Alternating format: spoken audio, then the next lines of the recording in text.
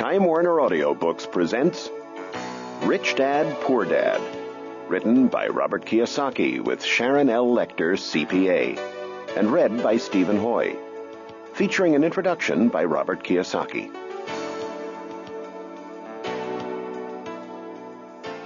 I had two fathers, a rich one and a poor one. One was highly educated and intelligent. He had a PhD and completed 4 years of undergraduate work in less than 2 years. The other father never finished the 8th grade. Both men were successful in their careers, working hard all their lives. Both earned substantial incomes. Yet one struggled financially all his life. The other would become one of the richest men in Hawaii. One died leaving tens of millions of dollars to his family, charities, and his church. The other left bills to be paid. Both men were strong, charismatic, and influential. Both men offered me advice, but they did not advise the same things. Both men believed strongly in education, but did not recommend the same course of study. If I had had only one dad, I would have had to accept or reject his advice. Having two dads advising me offered me the choice of contrasting points of view, one of a rich man and one of a poor man. Instead of simply accepting or rejecting one or the other, I found myself thinking more, comparing, and then choosing for myself. The problem was, the rich man was not rich yet, and the poor man not yet poor. Both were just starting out on their careers, and both were struggling with money and families. But they had very different points of view about the subject of money. For example, one dad would say, "The love of money is the root of all evil." The other, "The lack of money is the root of all evil." As a young boy, having two strong fathers, both influencing me, was difficult. I wanted to be a good son and listen, but the two fathers did not say the same things. The contrast in their points of view, particularly where money was concerned, was so extreme that I grew curious and intrigued.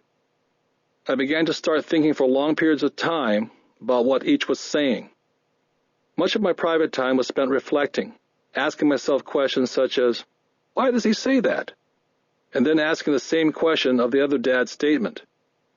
It would have been much easier to simply say, "Yeah, he's right, I agree with that," or to simply reject the point of view by saying, "The old man doesn't know what he's talking about." Instead, having two dads whom I love forced me to think and ultimately choose a way of thinking for myself. As a process, choosing to think for myself turned out to be much more valuable in the long run, rather than simply accepting or rejecting a single point of view. One of the reasons the rich get richer, the poor get poorer, and the middle class struggles in debt is because the subject of money is taught at home, not in school. Most of us learn about money from our parents. So what can a poor parent tell their child about money? They simply say, "Stay in school and study hard." The child may graduate with excellent grades, but with a poor person's financial programming and mindset. It was learned while the child was young. Money is not taught in schools. Schools focus on scholastic and professional skills, but not financial skills. This explains how smart bankers, doctors, and accountants who earned excellent grades in school may still struggle financially all their lives. Our staggering national debt is due in large part to highly educated politicians and government officials making financial decisions with little or no training on the subject of money. I often look ahead to the new millennium and wonder what will happen when we have millions of people who will need financial and medical assistance. They will be dependent upon their families or the government for financial support. What will happen when Medicare and Social Security run out of money? How will a nation survive if teaching children about money continues to be left to parents, most of whom will be, or already are, poor? Because I had two influential fathers, I learned from both of them. I had to think about each dad's advice, and in doing so, I gained valuable insight into the power and effect of one's thoughts on one's life. For example, one dad had a habit of saying, "I can't afford it." The other dad forbade those words to be used. He insisted I say, "How can I afford it?" One is a statement, and the other is a question. One lets you off the hook, and the other forces you to think. My soon-to-be-rich dad would explain that by automatically saying the words, "I can't afford it," your brain stops working. By asking the question, "How can I afford it?" your brain is put to work. He did not mean buy everything you wanted. He was fanatical about exercising your mind, the most powerful computer in the world. My brain gets stronger every day because I exercise it. The stronger it gets, the more money I can make.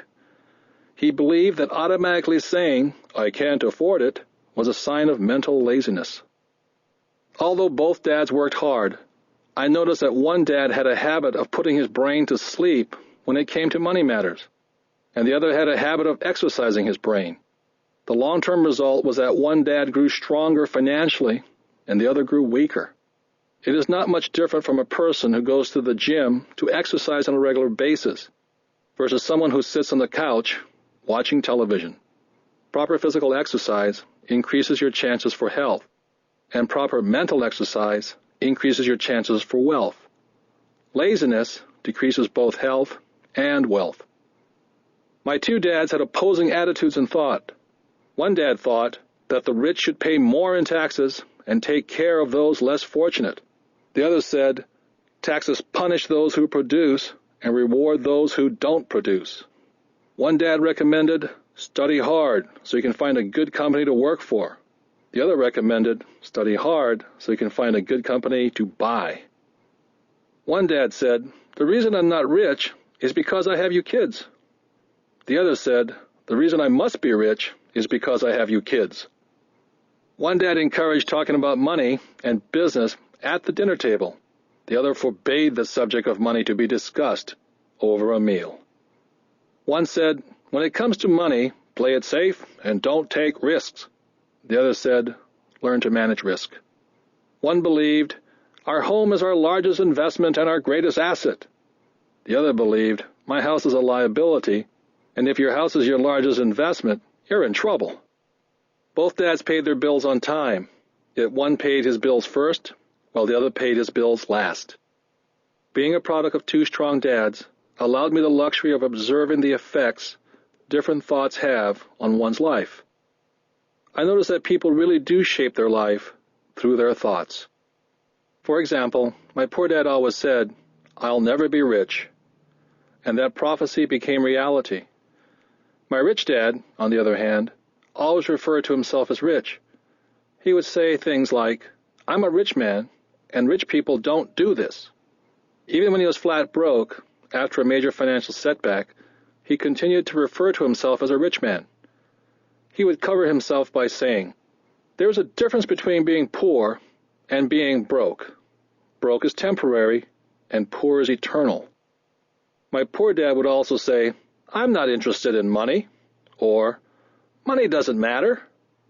My rich dad always said, money is power. The power of our thoughts may never be measured or appreciated, but it became obvious to me as a young boy to be aware of my thoughts and how I expressed myself. I noticed that my poor dad was poor not because of the amount of money he earned, which was significant, but because of his thoughts and his actions. As a young boy, having two fathers, I became acutely aware of being careful which thoughts I chose to adopt as my own. Whom should I listen to, my rich dad or my poor dad? Although both men had tremendous respect for education and learning, they disagreed on what they thought was important to learn.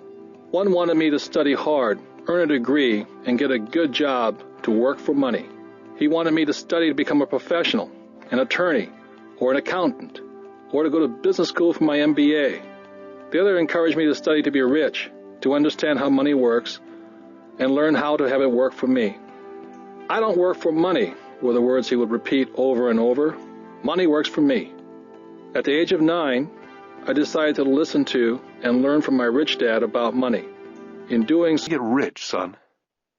Because today Jimmy's mom drove up in their new Cadillac and they were going to their beach house for the weekend. He took 3 of his friends, but Mike and I weren't invited. They told us we weren't invited because we were poor kids. They did? My dad asked incredulously. Yeah, they did, I replied in a hurt tone. My dad silently shook his head, pushed his glasses up the bridge of his nose, and went back to reading his paper. I stood waiting for an answer. The year was 1956. I was 9 years old. By some twist of fate, I attended the same public school where the rich people sent their kids.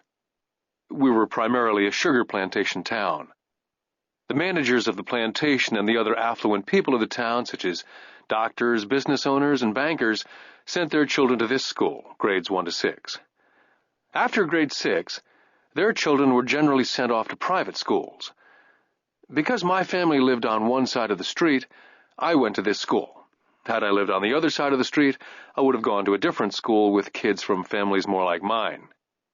After grade 6, these kids and I would go on to the public intermediate and high school. There was no private school for them or for me. My dad finally put down the paper.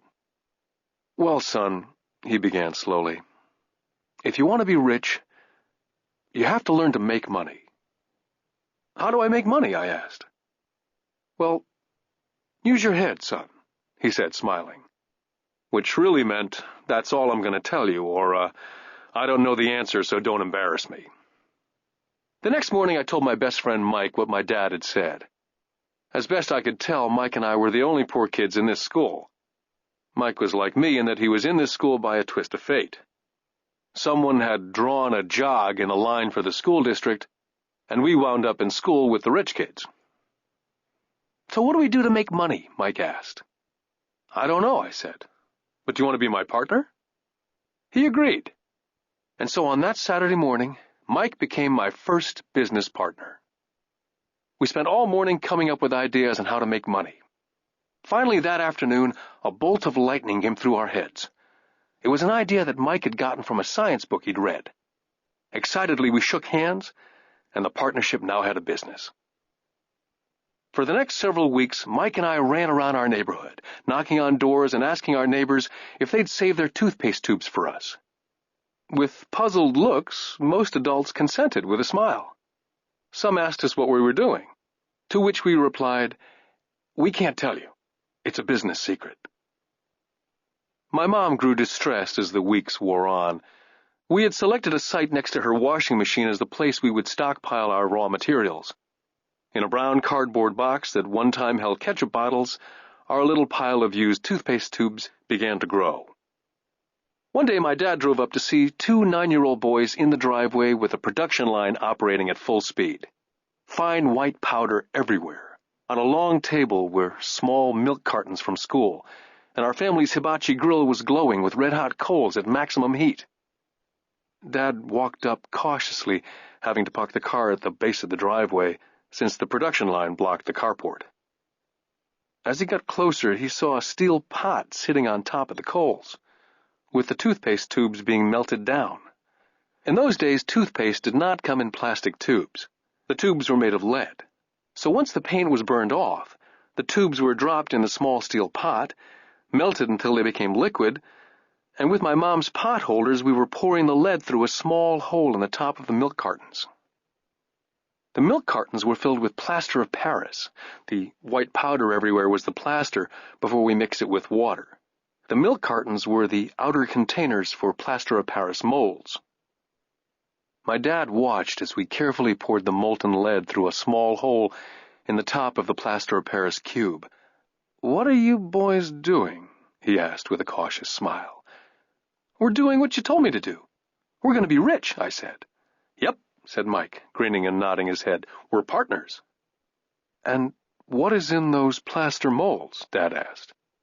"Watch," I said. "This should be a good batch."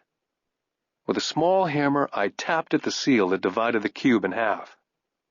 Cautiously, I pulled up the top half of the plaster mold, and a lead nickel fell out. "Oh, my God," my dad said. "You're casting nickels out of lead." "That's right," Mike said. "We're making money." My dad smiled and shook his head.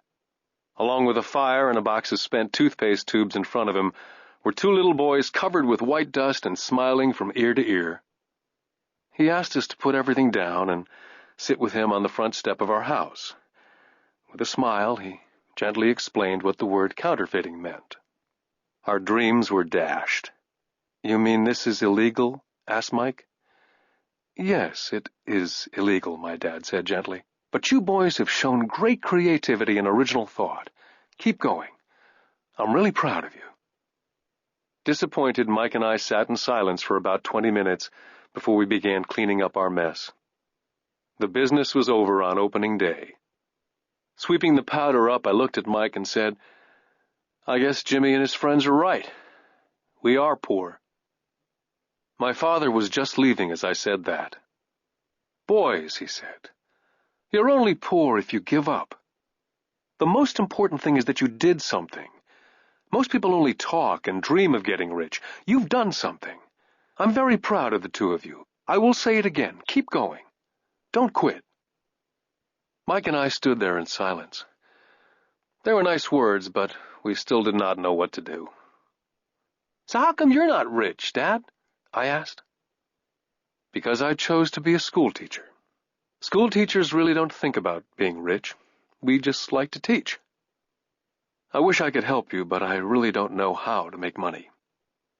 Mike and I turned and continued our cleanup. "I know," said my dad. "If you boys want to learn how to be rich, don't ask me. Talk to your dad, Mike." "My dad?" asked Mike with a scrunched-up face. "Yeah, your dad," repeated my dad with a smile. "Your dad and I have the same banker, and he raves about your father. He's told me several times that your father is brilliant when it comes to making money. He seems to be building an empire, and I suspect in a few years he will be a very rich man." With that, Mike and I got excited again. With new vigor, we began cleaning up the mess caused by our now-defunct first business. As we were cleaning, we made plans on how and when to talk to Mike's dad. The problem was that Mike's dad worked long hours and often did not come home until late. His father owned warehouses, a construction company, a chain of stores, and 3 restaurants. It was the restaurants that kept him out late. Mike caught the bus home after we had finished cleaning up.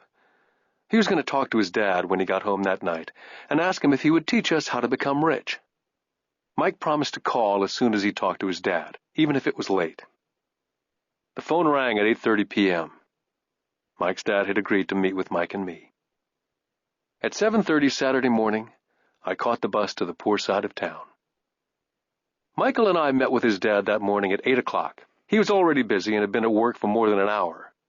His construction supervisor was just leaving in his pickup truck as I walked up to his simple, small, and tidy home. Mike met me at the door. "Dad's on the phone, and he said to wait on the back porch," Mike said as he opened the door. The old wooden floor creaked as I stepped across the threshold of this aging house. There was a cheap mat just inside the door.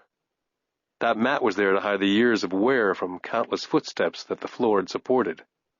Although clean, it needed to be replaced. I felt claustrophobic as I entered the narrow living room, which was filled with old, musty, overstuffed furniture that today would be collector's items. Sitting on the couch were 2 women, a little older than my mom. Across from the women sat a man in workman's clothes. They smiled as Mike and I walked past them, heading for the kitchen, which led to the porch that overlooked the backyard. I smiled back shyly. "Who are those people?" I asked. "Oh, they work for my dad.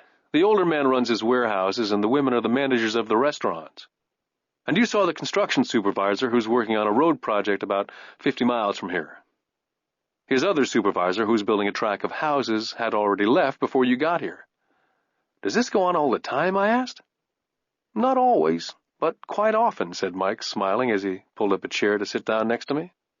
"I asked him if he'd teach us to make money," Mike said. "Oh? And what did he say to that?" I asked with cautious curiosity. "Well, he had a funny look on his face at first, and then he said he would make us an offer." "Oh," I said, rocking my chair back against the wall. I sat there perched on 2 rear legs of the chair. Mike did the same thing. Suddenly, Mike's dad burst through the rickety screen door and onto the porch. Mike and I jumped to our feet, not out of respect, but because we were startled. "Ready, boys?" Mike's dad asked, as he pulled up a chair to sit down with us. We nodded our heads as we pulled our chairs away from the wall to sit in front of him. He was a big man, about 6 feet tall and 200 pounds. "Mike says that you want to learn how to make money. Is that correct, Robert?" I nodded my head quickly, but with a little intimidation. He had a lot of power behind his words and smile. "Okay, here's my offer. I'll teach you, but I won't do it classroom style. You work for me, and I'll teach you. You don't work for me, I don't teach you. I can teach you faster if you work, And I'm wasting my time if you just want to sit and listen like you do in school. That's my offer. Take it or leave it. May I ask a question first? I asked. Nope, take it or leave it. I've got too much work to do to waste my time. If you can't make up your mind decisively, then you'll never learn to make money anyway. Take it, I said. Take it, said Mike. Good, said Mike's dad. Mrs. Martin will be by in 10 minutes. After I'm through with her, you ride with her to my superette, and you can begin working. I'll pay you 10 cents an hour, and you will work for 3 hours every Saturday. But I have a softball game today, I said. Mike's dad lowered his voice to a stern tone. Take it or leave it, he said. I'll take it, I replied, choosing to work and learn instead of playing softball. By 9 a.m. on a beautiful Saturday morning, Mike and I were working for Mrs. Martin. She was a kind and patient woman. She always said that Mike and I reminded her of her 2 sons who were grown and gone. Although kind, she believed in hard work, and she kept us working. She was a taskmaster. We spent 3 hours taking canned goods off the shelves, and with a feather duster, brushing each can to get the dust off, and then restacking them neatly. It was excruciatingly boring work.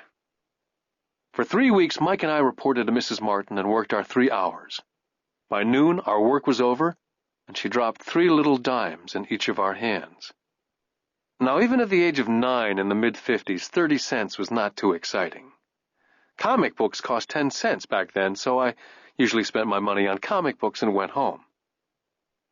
By Wednesday of the 4th week, I was ready to quit. I had agreed to work only because I wanted to learn to make money from Mike's dad. And now I was a slave for 10 cents an hour. On top of that, I had not seen Mike's dad since that first Saturday. I'm quitting, I told Mike at lunchtime. The school lunch was miserable. School was boring, and now I didn't even have my Saturdays to look forward to. But it was the 30 cents that really got to me. Mike smiled. Dad said this would happen. He said to meet with him when you were ready to quit. What? I said indignantly. He's been waiting for me to get fed up? Sort of, Mike said. Dad's kind of different. He teaches differently from your dad. Your mom and dad lecture a lot. My dad is quiet and a man of few words. You just wait till this Saturday. I'll tell him you're ready. You mean I've been set up? No, not really, but maybe. Dad will explain on Saturday. I was ready to face him, and I was prepared. Even my real dad was angry with him. My real dad, the one I call the poor one, thought that my rich dad was violating child labor laws and should be investigated.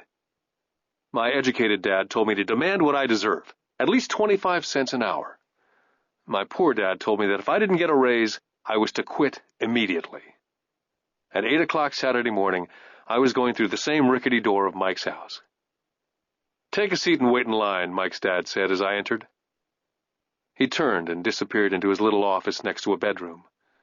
I looked around the room and didn't see Mike anywhere. Feeling awkward, I cautiously sat down next to the same 2 women who were there 4 weeks earlier. They smiled and slid across the couch to make room for me. 45 minutes went by, and I was steaming.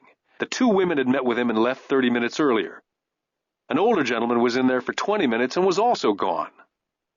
The house was empty, and I sat out in his musty, dark living room on a beautiful, sunny Hawaiian day, waiting to talk to a cheapskate who exploited children. I could hear him rustling around in the office, talking on the phone and ignoring me. I was now ready to walk out, but for some reason I stayed. Finally, 15 minutes later, at exactly 9 o'clock, Rich Dad walked out of his office, said nothing, and signaled with his hand for me to enter his dingy office. I understand you want a raise or you're going to quit, Rich Dad said as he swiveled in his office chair. Well, you're not keeping your end of the bargain, I blurted out, nearly in tears. It was really frightening for a 9-year-old boy to confront a grown-up. You said that you'd teach me if I worked for you. Well, I've worked for you. I've worked hard. I've given up my baseball games to work for you, and you don't keep your word. You haven't taught me anything. You're a crook like everyone in town thinks you are. You're greedy. You want all the money and don't take care of your employees. You make me wait and don't show me any respect.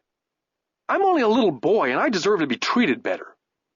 Rich Dad rocked back in his swivel chair, hands up to his chin, somewhat staring at me. Not bad, he said. In less than a month you sound like most of my employees. What? I asked. Not understanding what he was saying, I continued with my grievance. I thought you were going to keep up your end of the bargain and teach me. Instead, you want to torture me. That's cruel. That's really cruel. I am teaching you, Rich Dad said quietly. What have you taught me? Nothing, I said angrily. You haven't even talked to me once since I agreed to work for peanuts. 10 cents an hour, huh? I should notify the government about you. We have child labor laws, you know. My dad works for the government, you know. Wow, said Rich Dad. Now you sound like most of the people who used to work for me. People I've either fired or they've quit. So what do you have to say? I demanded, feeling pretty brave for a little kid. How do you know that I've not taught you anything? Asked Rich Dad calmly. Well, you've never talked to me. I've worked for 3 weeks and you've not taught me anything, I said with a pout. Does teaching mean talking or a lecture? Rich Dad asked. Well, yes, I replied. That's how they teach you in school, he said, smiling. But that is not how life teaches you. And I would say that life is the best teacher of all. Most of the time, life does not talk to you, just sort of pushes you around. Each push is life saying, wake up. There's something I want you to learn. I had no idea what he was talking about. Life pushes all of us around. Some give up, others fight. A few learn the lesson and move on. They welcome life pushing them around. To these few people, it means they need and want to learn something. They learn and move on. Most quit, and a few like you fight. Rich Dad stood and shut the creaky old wooden window that needed repair. If you learn this lesson, you will grow into a wise, wealthy, and happy young man. If you don't, you will spend your life blaming a job, low pay, or your boss for your problems. You'll live life hoping for that big break that'll solve all your money problems. Rich Dad looked over to me to see if I was still listening. His eyes met mine. We stared at each other, streams of communication going between us through our eyes. Finally, I pulled away once I had absorbed his last message. I knew he was right. I was blaming him, and I did ask to learn. I was fighting. Rich Dad continued, or if you're the kind of person who has no guts, you just give up every time life pushes you. If you're that kind of person, you'll live all your life playing it safe, doing the right things, saving yourself for some event that never happens. Then you die a boring old man. You'll have lots of friends who'll really like you because you were such a nice, hard-working guy. You spent a life playing it safe, doing the right things. But the truth is, you let life push you into submission. Deep down, you were terrified of taking risks. You really wanted to win, but the fear of losing was greater than the excitement of winning. Deep inside, you and only you will know that you didn't go for it. You chose to play it safe. Our eyes met again. For 10 seconds, we looked at each other, only pulling away once the message was received. You've been pushing me around, I asked. Some people might say that, smiled Rich Dad. I would say that I just gave you a taste of life. What taste of life? I asked, still angry, but now curious. You boys are the first people that have ever asked me to teach them how to make money. I have more than 150 employees, and not one of them has asked me what I know about money. They ask me for a job and a paycheck, but never to teach them about money.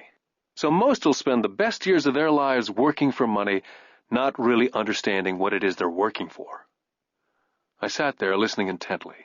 So when Mike told me about you wanting to learn how to make money, I decided to design a course that was close to real life. Now, I could talk till I was blue in the face, but you wouldn't hear a thing. So I decided to let life push you around a bit so you could hear me.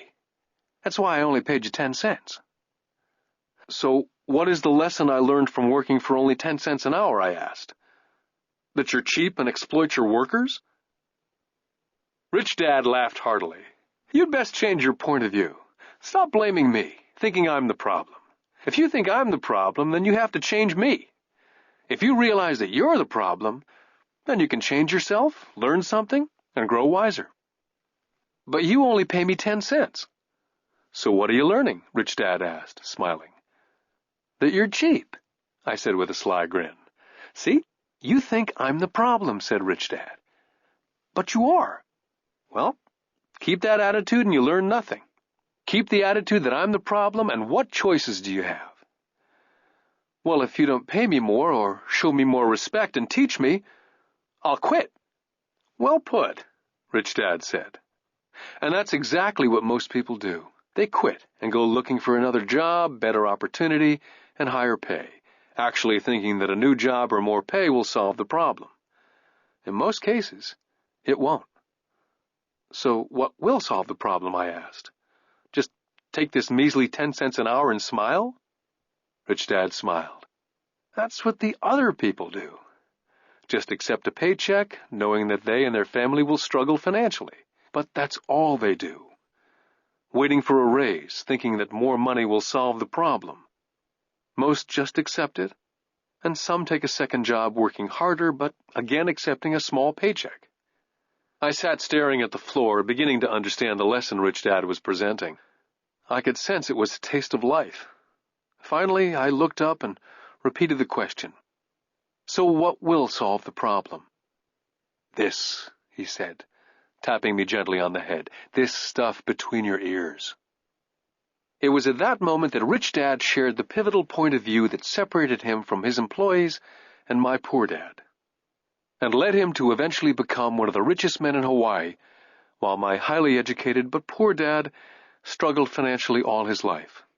It was a singular point of view that made all the difference over a lifetime. Rich Dad said over and over this point of view, which I call lesson number 1. The rich don't work for money. On that bright Saturday morning, I was learning a completely different point of view from what I'd been taught by my poor dad. At the age of 9, I grew aware that both dads wanted me to learn. Both dads encouraged me to study, but not the same things. My highly educated dad recommended that I do what he did. Son, I want you to study hard, get good grades, so you can find a safe, secure job with a big company, and make sure it has excellent benefits. My rich dad wanted me to learn how money works, so I could make it work for me. These lessons I would learn through life with his guidance, not because of a classroom. My rich dad continued my first lesson. I'm glad you get angry about working for 10 cents an hour. If you'd not gotten angry, and had gladly accepted it, I would have to tell you that I could not teach you. You see, true learning takes energy, passion, a burning desire. Anger is a big part of that formula, for passion is anger and love combined. When it comes to money, most people want to play it safe and feel secure, so passion does not direct them, fear does. So is that why they'll take a job with low pay? I asked. Yes, said Rich Dad.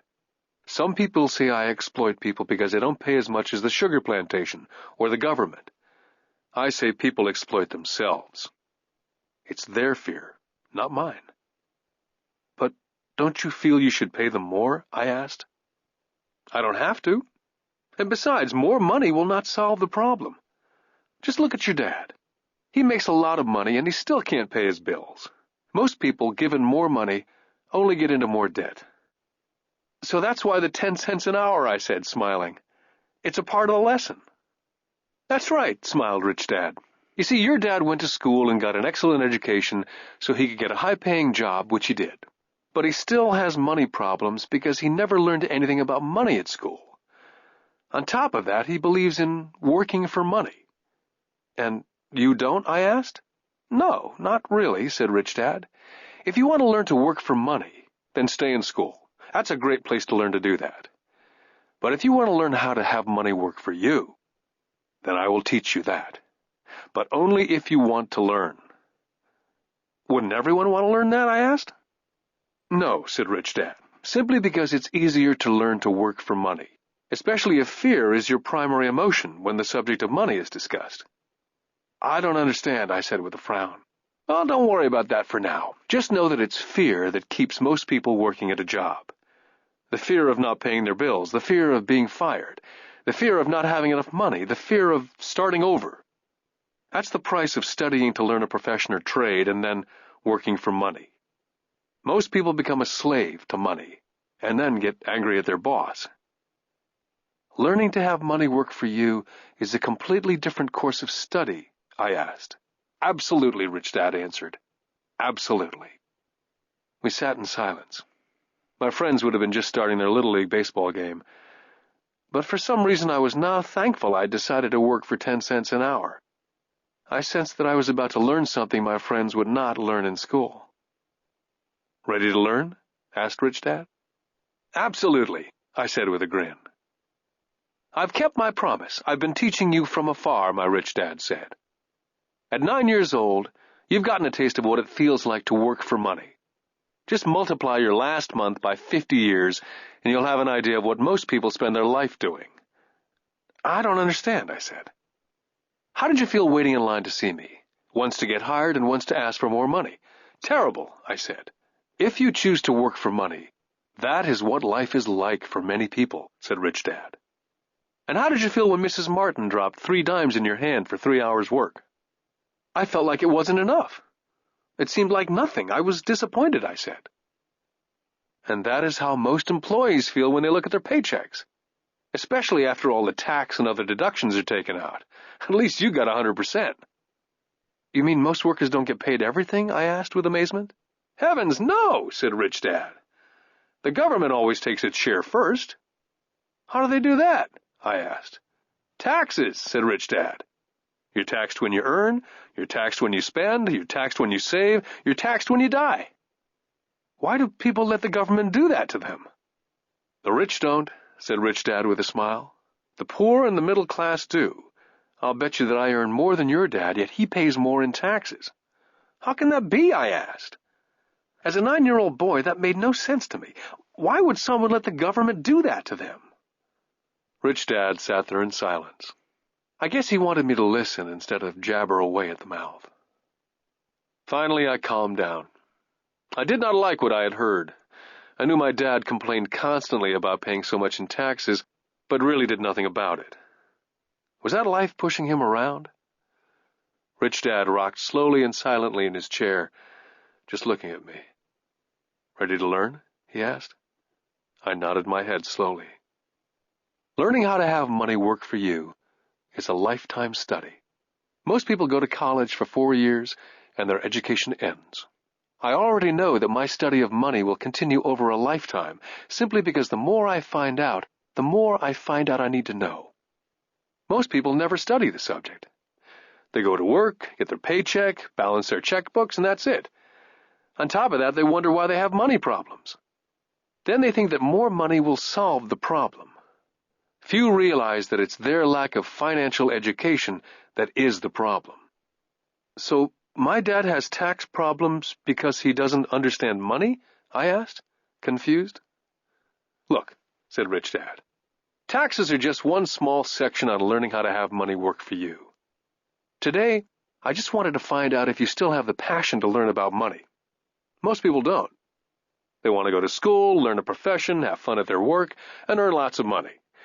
One day they wake up with big money problems, and then they can't stop working.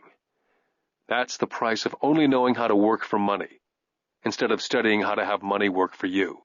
So, do you still have the passion to learn? Asked Rich Dad. I nodded my head. Good, said Rich Dad. Now get back to work. This time I will pay you nothing. What? I asked in amazement. You heard me. Nothing. You'll work the same 3 hours every Saturday, but this time you will not be paid 10 cents an hour. You said you wanted to learn to not work for money, so I'm not going to pay you anything. I couldn't believe what I was hearing. I've already had this conversation with Mike. He's already working, dusting, and stacking canned goods for free. You better hurry up and get back there. I stood there, still not believing what a raw deal I'd been handed. Here I came to ask for a raise, and now I was being told to keep working for nothing. Rich Dad tapped me on the head and said, Use this. Now get out of here. I didn't tell my poor dad I wasn't being paid. He would not have understood, and I did not want to try to explain something that I did not yet understand myself. For 3 more weeks, Mike and I worked for 3 hours every Saturday for nothing. The work didn't bother me, and the routine got easier. It was the missed baseball games and not being able to afford to buy a few comic books that got to me. Rich Dad stopped by at noon on the third week. We heard his truck pull up in the parking lot and sputter when the engine was turned off. He entered the store and greeted Mrs. Martin with a hug. After finding out how things were going in the store, he reached into the ice cream freezer, pulled out 2 bars, paid for them, and signaled to Mike and me. "Let's go for a walk, boys." We crossed the street, dodging a few cars, and walked across a large grassy field where a few adults were playing softball. Sitting down at a remote picnic table, he handed Mike and me the ice cream bars. "How's it going, boys?" "Okay," Mike said. I nodded in agreement. "Learn anything yet?" Rich Dad asked. Mike and I looked at each other, shrugged our shoulders, and shook our heads in unison. "Well, you boys had better start thinking. You're staring at one of life's biggest lessons. If you learn the lesson, you'll enjoy a life of great freedom and security. If you don't learn the lesson, you'll wind up like Mrs. Martin and most of the people playing softball in this park. They work very hard for little money, clinging to the illusion of job security, looking forward to a 3-week vacation each year and a skimpy pension after 45 years of work. Now, if that excites you, I'll give you a raise to 25 cents an hour." "But these are good, hard-working people. Are you making fun of them?" I demanded. A smile came over Rich Dad's face. "Mrs. Martin's like a mother to me, and I would never be that cruel. I may sound cruel because I'm doing my best to point something out to the two of you. I want to expand your point of view so you can see something most people never have the benefit of seeing because their vision is too narrow. Most people never see the trap they're in." Mike and I sat there uncertain of his message. He sounded cruel, yet we could sense he was desperately wanting us to know something.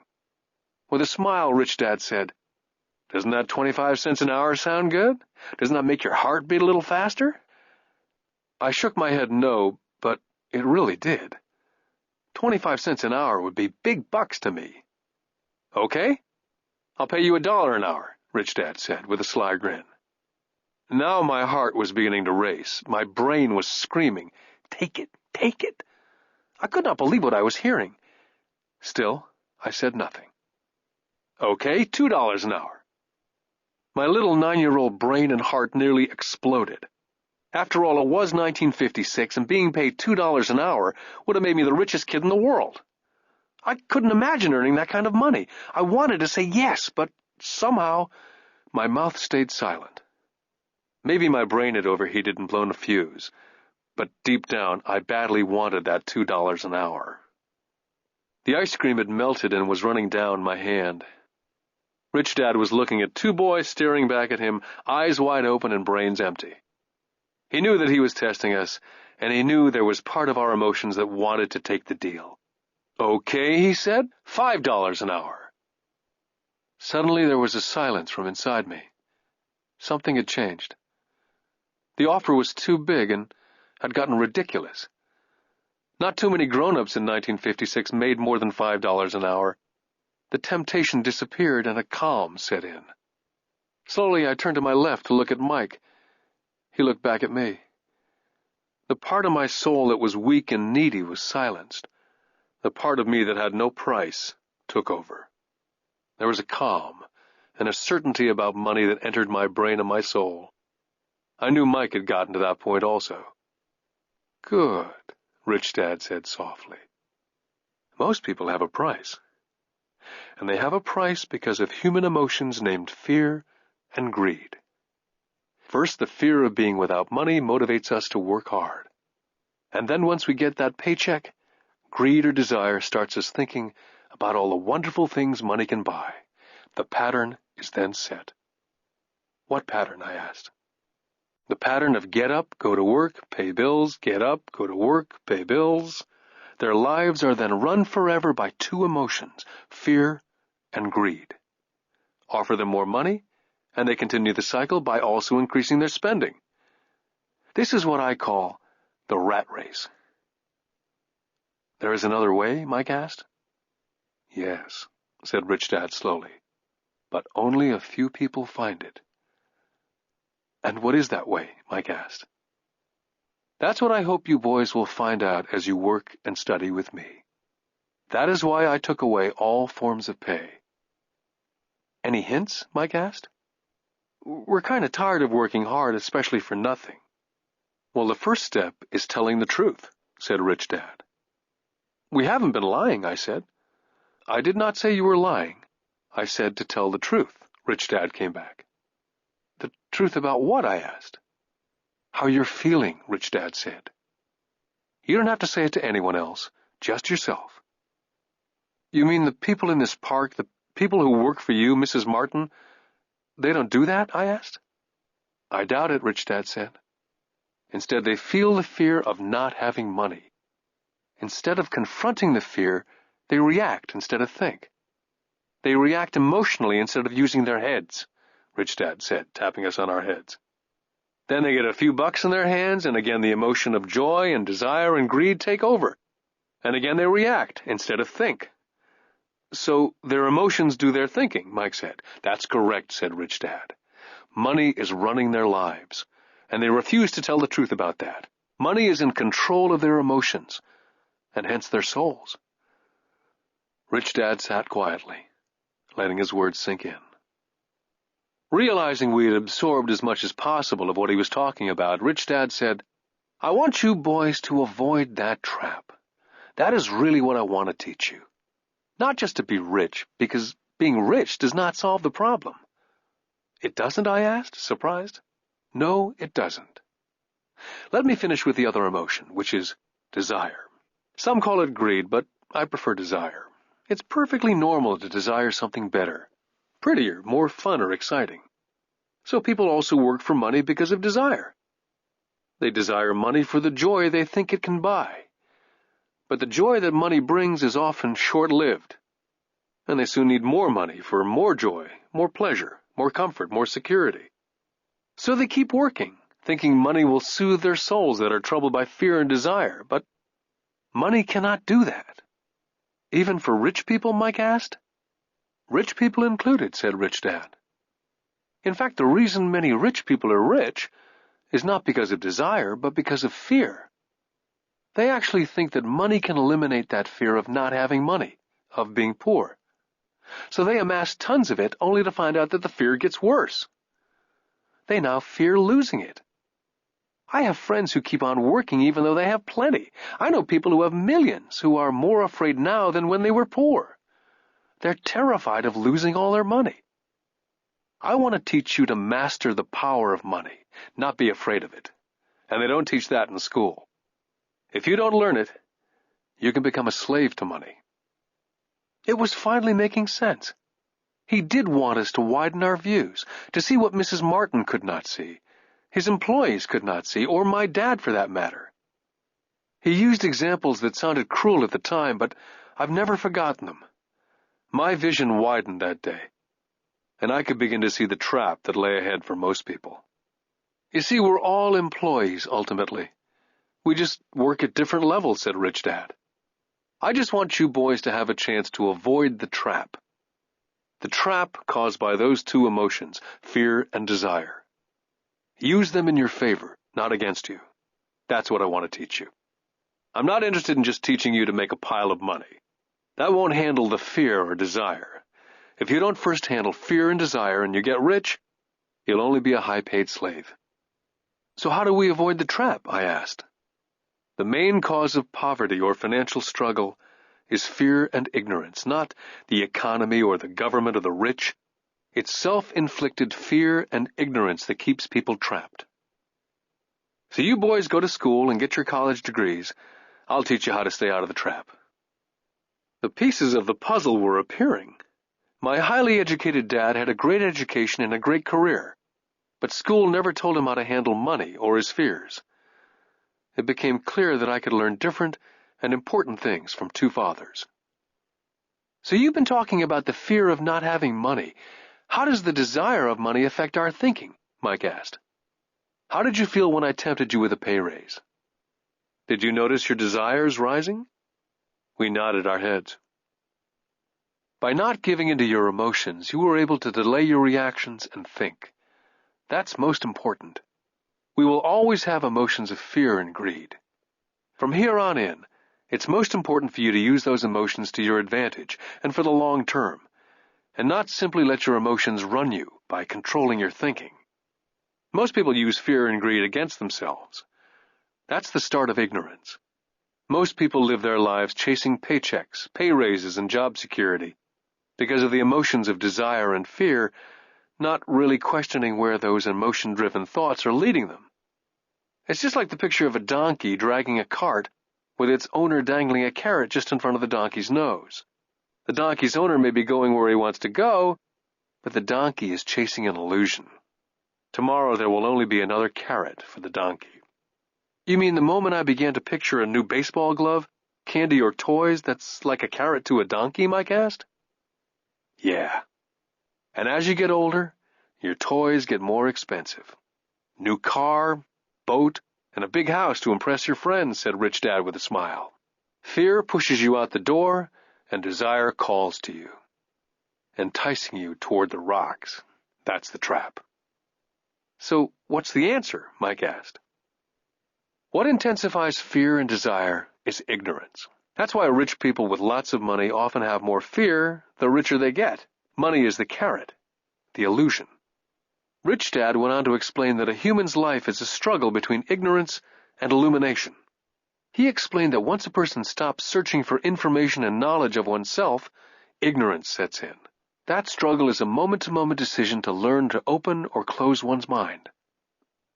Look, school is very, very important. You go to school to learn a skill or a profession so as to be a contributing member of society. Every culture needs teachers, doctors, mechanics, artists, cooks, business people, police officers, firefighters, soldiers. Schools train them so our culture can thrive and flourish, said Rich Dad. Unfortunately for many people, school is the end, not the beginning. What does ignorance have to do with greed and fear, I asked. Because it's ignorance about money that causes so much greed and so much fear, said Rich Dad. Let me give you some examples. A doctor wanting more money to better provide for his family raises his fees. By raising his fees, it makes healthcare more expensive for everyone. Now it hurts the poor people the most, so poor people have worse health than those with money. Because the doctors raise their rates, the attorneys raise their rates. Because the attorneys' rates have gone up, school teachers want a raise, which raises our taxes, and on and on and on. Soon there will be such a horrifying gap between the rich and the poor that chaos will break out, and another great civilization will collapse. Great civilizations collapsed when the gap between the haves and the have-nots was too great. America is on the same course, proving once again that history repeats itself, because we do not learn from history. We only memorize historical dates and names, not the lesson. Aren't prices supposed to go up, I asked. Not in an educated society with a well-run government. Prices should actually come down. Of course, that's often only true in theory. Prices go up because of greed and fear caused by ignorance. If schools taught people about money, there would be more money and lower prices. But schools only focus on teaching people to work for money, not how to harness money's power. But don't we have business schools, Mike asked? Aren't you encouraging me to go to business school for my master's degree?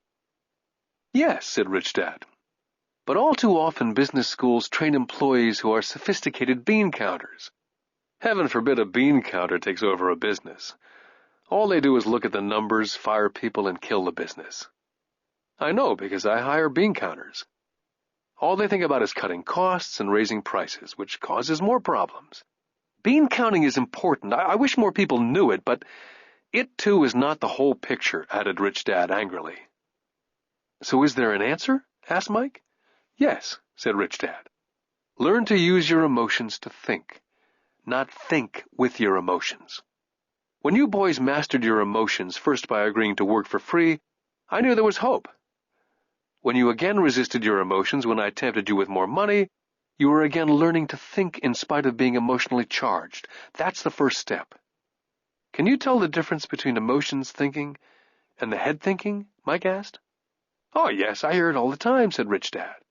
I hear things like, well, everyone has to work, or the rich are crooks, or I'll get another job, I deserve this raise. You can't push me around, or I like this job because it's secure. Instead of, is there something I'm missing here? Which breaks the emotional thought, It gives you time to think clearly. I must admit it was a great lesson to be getting, to know when someone was speaking out of emotions or out of clear thought. It was a lesson that served me well for life, especially when I was the one speaking out of reaction and not from clear thought. As we headed back to the store, Rich Dad explained that the rich really did make money. They did not work for it. He went on to explain that when Mike and I were casting 5-cent pieces out of lead, thinking we were making money, we were very close to thinking the way rich people think. The problem was that it was illegal for us to do it. Rich Dad went on to explain that the rich know that money is an illusion, truly like the carrot for the donkey. It's only out of fear and greed that the illusion of money is held together by billions of people thinking that money is real. Money is really made up. It was only because of the illusion of confidence and the ignorance of the masses that the house of cards stood standing. In fact, he said, in many ways the donkey's carrot was more valuable than money. As he climbed into his pickup truck outside of his little convenience store, he said, "Keep working, boys. But the sooner you forget about needing a paycheck, the easier your adult life will be. Keep using your brain. Work for free. And soon your mind will show you ways of making money far beyond what I could ever pay you. You'll begin to see opportunities right in front of you that in the past would have gone unnoticed." Mike and I picked up our things from the store and waved goodbye to Mrs. Martin. We went back to the park, to the same picnic bench, and spent several more hours thinking and talking. We spent the next week at school thinking and talking. For 2 more weeks, we kept thinking and talking and working for free. At the end of the second Saturday, I was again saying goodbye to Mrs. Martin and looking at the comic book stand with a longing gaze. The hard thing about not even getting 30 cents every Saturday was that I didn't have any money to buy comic books. Suddenly, as Mrs. Martin was saying goodbye to Mike and me, I saw something she was doing that I'd never seen her do before. I mean, I'd seen her do it, but I never took notice of it. Mrs. Martin was cutting the front page of the comic book in half. She was keeping the top half of the comic book cover and throwing the rest of the comic book into a large brown cardboard box. When I asked her what she did with the comic books, she said, "I throw them away. I give the top half of the cover back to the comic book distributor for credit when he brings in the new comics. He's coming in an hour." Mike and I waited for an hour. Soon the distributor arrived, and I asked him if we could have the comic books, to which he replied, "You can have them if you work for this store and do not resell them." Our partnership was revived. Mike's mom had a spare room in the basement that no one used. We cleaned it out and began piling hundreds of comic books in that room. Soon our comic book library was open to the public. We hired Mike's younger sister, who loved to study, to be head librarian. She charged each child 10 cents admission to the library, which was open from 2:30 to 4:30 p.m. every day after school. The customers, the children of the neighborhood, could read as many comics as they could in 2 hours. It was a bargain for them, since a comic cost 10 cents each, and they could read 5 or 6 in 2 hours. Mike's sister would check the kids as they left to make sure they weren't borrowing any comic books. She also kept the books, logging in how many kids showed up each day, who they were, and any comments they might have. Mike and I averaged $9.50 per week over a 3-month period. We paid his sister $1 a week and allowed her to read the comics for free, which she rarely did since she was always studying. Mike and I kept our agreement by working in the store every Saturday and collecting all the comic books from the different stores. We kept our agreement to the distributor by not selling any comic books. We burned them once they got too tattered. We tried opening a branch office, but we could never quite find someone as dedicated as Mike's sister we could trust. At an early age, we found out how hard it was to find good staff. 3 months after the library first opened, a fight broke out in the room. Some bullies from another neighborhood pushed their way in and started it. Mike's dad suggested we shut down the business. So our comic book business was shut down, and we stopped working on Saturdays at the convenience store. Anyway, Rich Dad was excited because he had new things he wanted to teach us. He was happy because we'd learned our first lesson so well. We'd learned to have money work for us. By not getting paid for our work at the store, we were forced to use our imaginations to identify an opportunity to make money. By starting our own business, the comic book library, we were in control of our own finances, not dependent on an employer. The best part was that our business generated money for us, even when we weren't physically there. Our money worked for us. Instead of paying us money, Rich Dad had given us so much more. Lesson 2. Why Teach Financial Literacy? In 1990, my best friend Mike took over his father's empire and is in fact doing a better job than his dad did. We see each other once or twice a year on the golf course. He and his wife are wealthier than you could imagine. Rich Dad's empire is in great hands, and Mike is now grooming his son to take his place, as his dad groomed us. In 1994, I retired at the age of 47, and my wife Kim was 37. Retirement does not mean not working. To my wife and me, it means that, barring unforeseen cataclysmic changes, we can work or not work, and our wealth grows automatically, staying way ahead of inflation. I guess it means freedom. The assets are large enough to grow by themselves. It's like planting a tree. You water it for years, and then one day it doesn't need you anymore. Its roots have gone down deep enough. Then the tree provides shade for your enjoyment. Mike chose to run the empire, and I chose to retire. Whenever I speak to groups of people, they often ask what I would recommend, or what could they do? How do they get started? Is there a good book I'd recommend?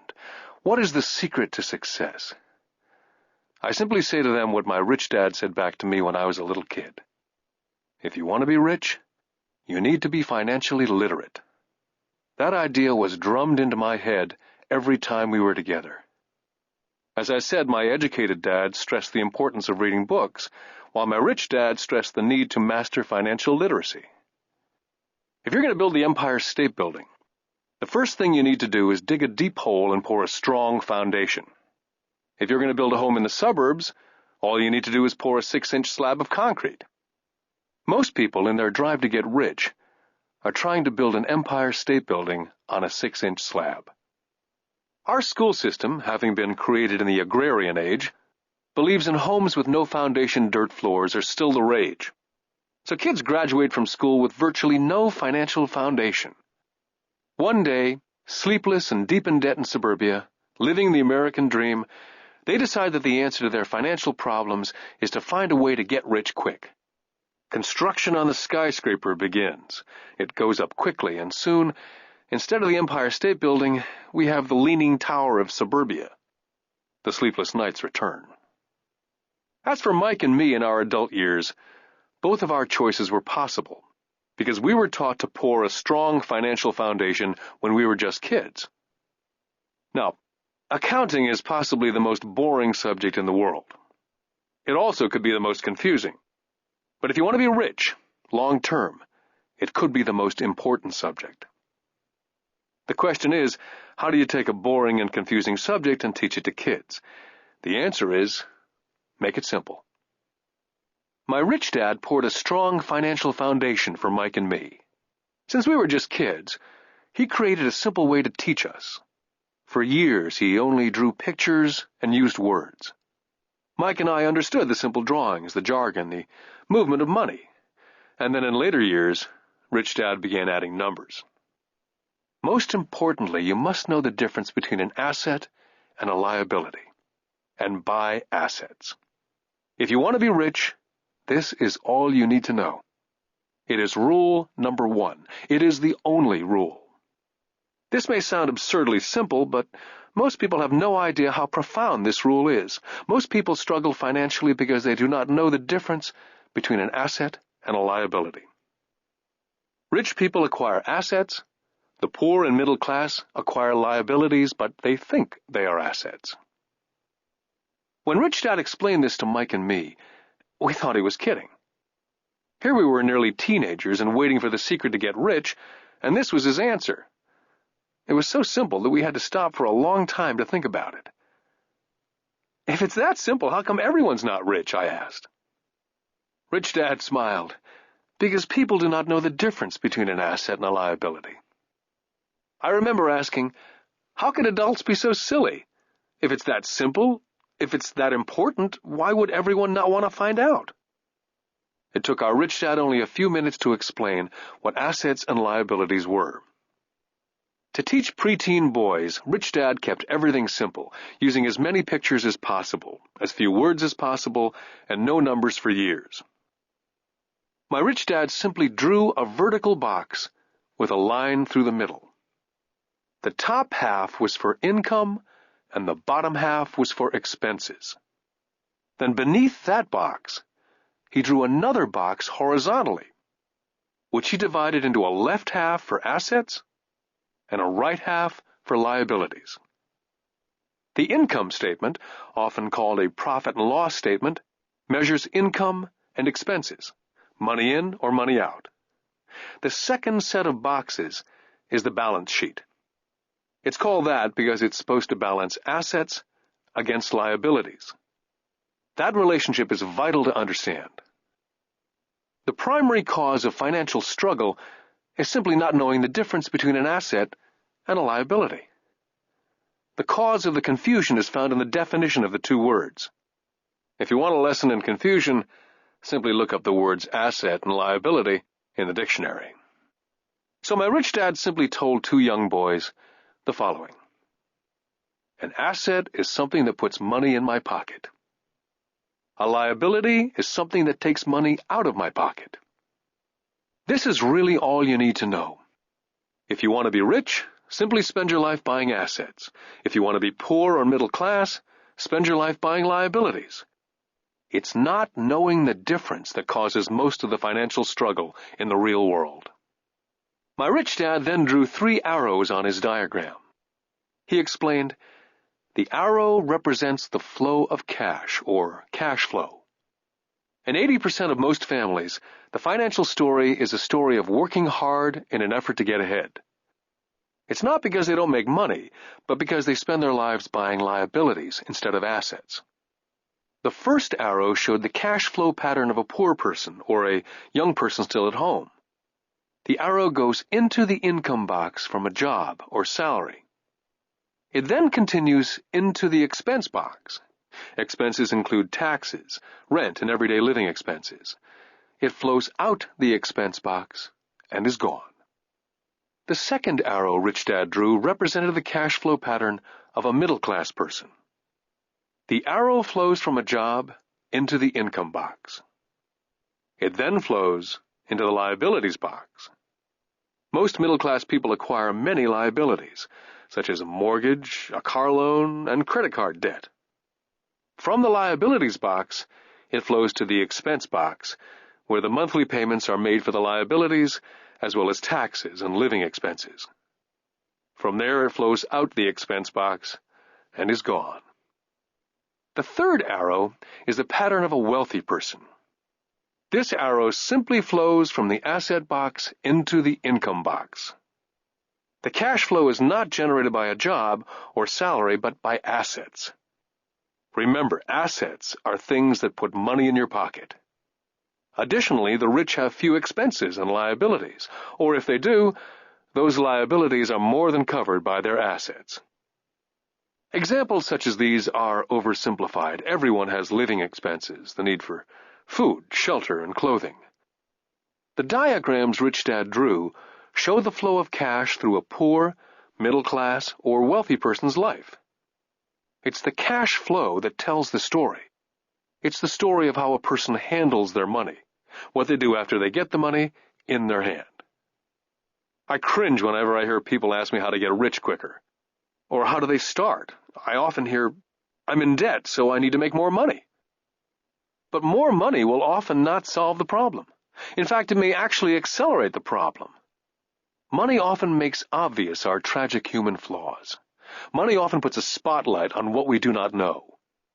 That's why, all too often, a person who comes into a sudden windfall of cash, let's say an inheritance, a pay raise, or lottery winnings, soon returns to the same financial mess, if not worse than the mess they were in before they received the money.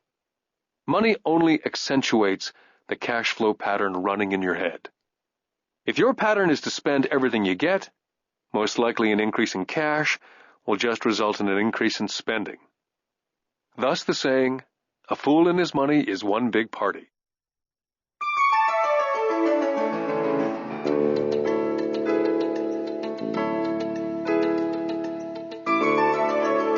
Because students leave school without financial skills, millions of educated people pursue their profession successfully, but later find themselves struggling financially. They work harder but don't get ahead. What's missing from their education is not how to make money, but how to spend money. What to do after you make it. It's called financial aptitude. What to do with the money once you make it, how to keep people from taking it from you, how long you keep it, and how hard that money works for you. Most people cannot tell why they struggle financially because they don't understand cash flow. A person can be highly educated, professionally successful, and financially illiterate. These people often work harder than they need to because they learned how to work hard, but not how to have their money work for them. The moving picture show of hard-working people has a set pattern. Recently married, a happy, highly educated young couple move in together in one of their cramped rented apartments. Immediately they realize that they're saving money, because two can live as cheaply as one. The problem is, the apartment is cramped. They decide to save money to buy their dream home so they can have kids. They now have two incomes, and they begin to focus on their careers. Their incomes begin to increase. As their incomes go up, their expenses go up as well, so there is little or no money to flow into the asset box. This means the only income they get comes from their jobs. The number one expense for most people is taxes. Many people think it's income tax, but for most Americans, their highest tax is Social Security. As an employee, it appears as if the Social Security tax, combined with the Medicare tax rate, is roughly 7.5%. But it's really 15%, since the employer must match the Social Security amount. In essence, it is money the employer cannot pay you. On top of that, you still have to pay income tax on the amount deducted from your wages for Social Security tax. Income you never receive because it went directly to Social Security through withholding. Then their liabilities go up. This is best demonstrated by going back to the young couple.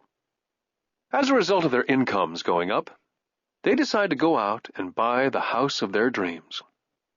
Once in their house, they have a new tax, called property tax. Then they buy a new car, new furniture, and new appliances to match their new house. All of a sudden, they wake up, and their liabilities column is full of mortgage debt and credit card debt. They're now trapped in the rat race. A child comes along. They work harder. The process repeats itself. More money and higher taxes, also called bracket creep. A credit card comes in the mail. They use it. It maxes out. A loan company calls and says their greatest asset, their home, has appreciated in value. The company offers a bill consolidation loan because their credit is so good and tells them the intelligent thing to do is clear off the high-interest consumer debt by paying off their credit card. And besides, interest on their home is a tax deduction. They go for it and pay off those high-interest credit cards. They breathe a sigh of relief. Their credit cards are paid off. They've now folded their consumer debt into their home mortgage. Their payments go down because they extend their debt over 30 years. It is the smart thing to do. Their neighbor calls to invite them to go shopping. The Memorial Day sale is on. A chance to save some money. They say to themselves, I won't buy anything, I'll just go look. But just in case they find something, they tuck that clean credit card inside their wallet. I run into this young couple all the time. Their names change, but their financial dilemma is the same. They come to one of my talks to hear what I have to say. They ask me, can you tell us how to make more money? Their spending habits have caused them to seek more income. They don't even know that the trouble is really how they choose to spend the money they do have. And that is the real cause of their financial struggle. It's caused by financial illiteracy. and not understanding the difference between an asset and a liability. More money seldom solves someone's money problems. Intelligence solves problems. There's a saying a friend of mine says over and over to people in debt: if you find yourself in a hole, stop digging. The poor and middle class all too often allow the power of money to control them. By simply getting up and working harder, failing to ask themselves if what they do makes sense, they shoot themselves in the foot as they leave for work every morning. By not fully understanding money, the vast majority of people allow the awesome power of money to control them. The power of money is used against them. By the time Mike and I were 16 years old, we began to have problems in school. We were not bad kids. We just began to separate from the crowd. We worked for Mike's dad after school and on the weekends. Mike and I often spent hours after work just sitting at a table with his dad while he held meetings with his bankers, attorneys, accountants, brokers, investors, managers, and employees. We learned more sitting at his meetings than we did in all our years of school, college included. Mike's dad was not school educated, but he was financially educated and successful as a result. He used to tell us over and over again, an intelligent person hires people who are more intelligent than they are. So Mike and I had the benefit of spending hours listening to, and in the process learning from, intelligent people. But because of this, both Mike and I just could not go along with the standard dogma that our teachers preached.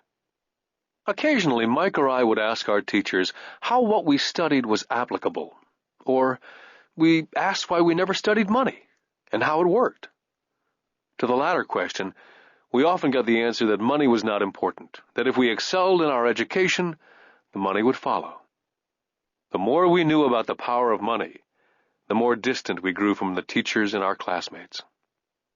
My highly educated dad never pressured me about my grades.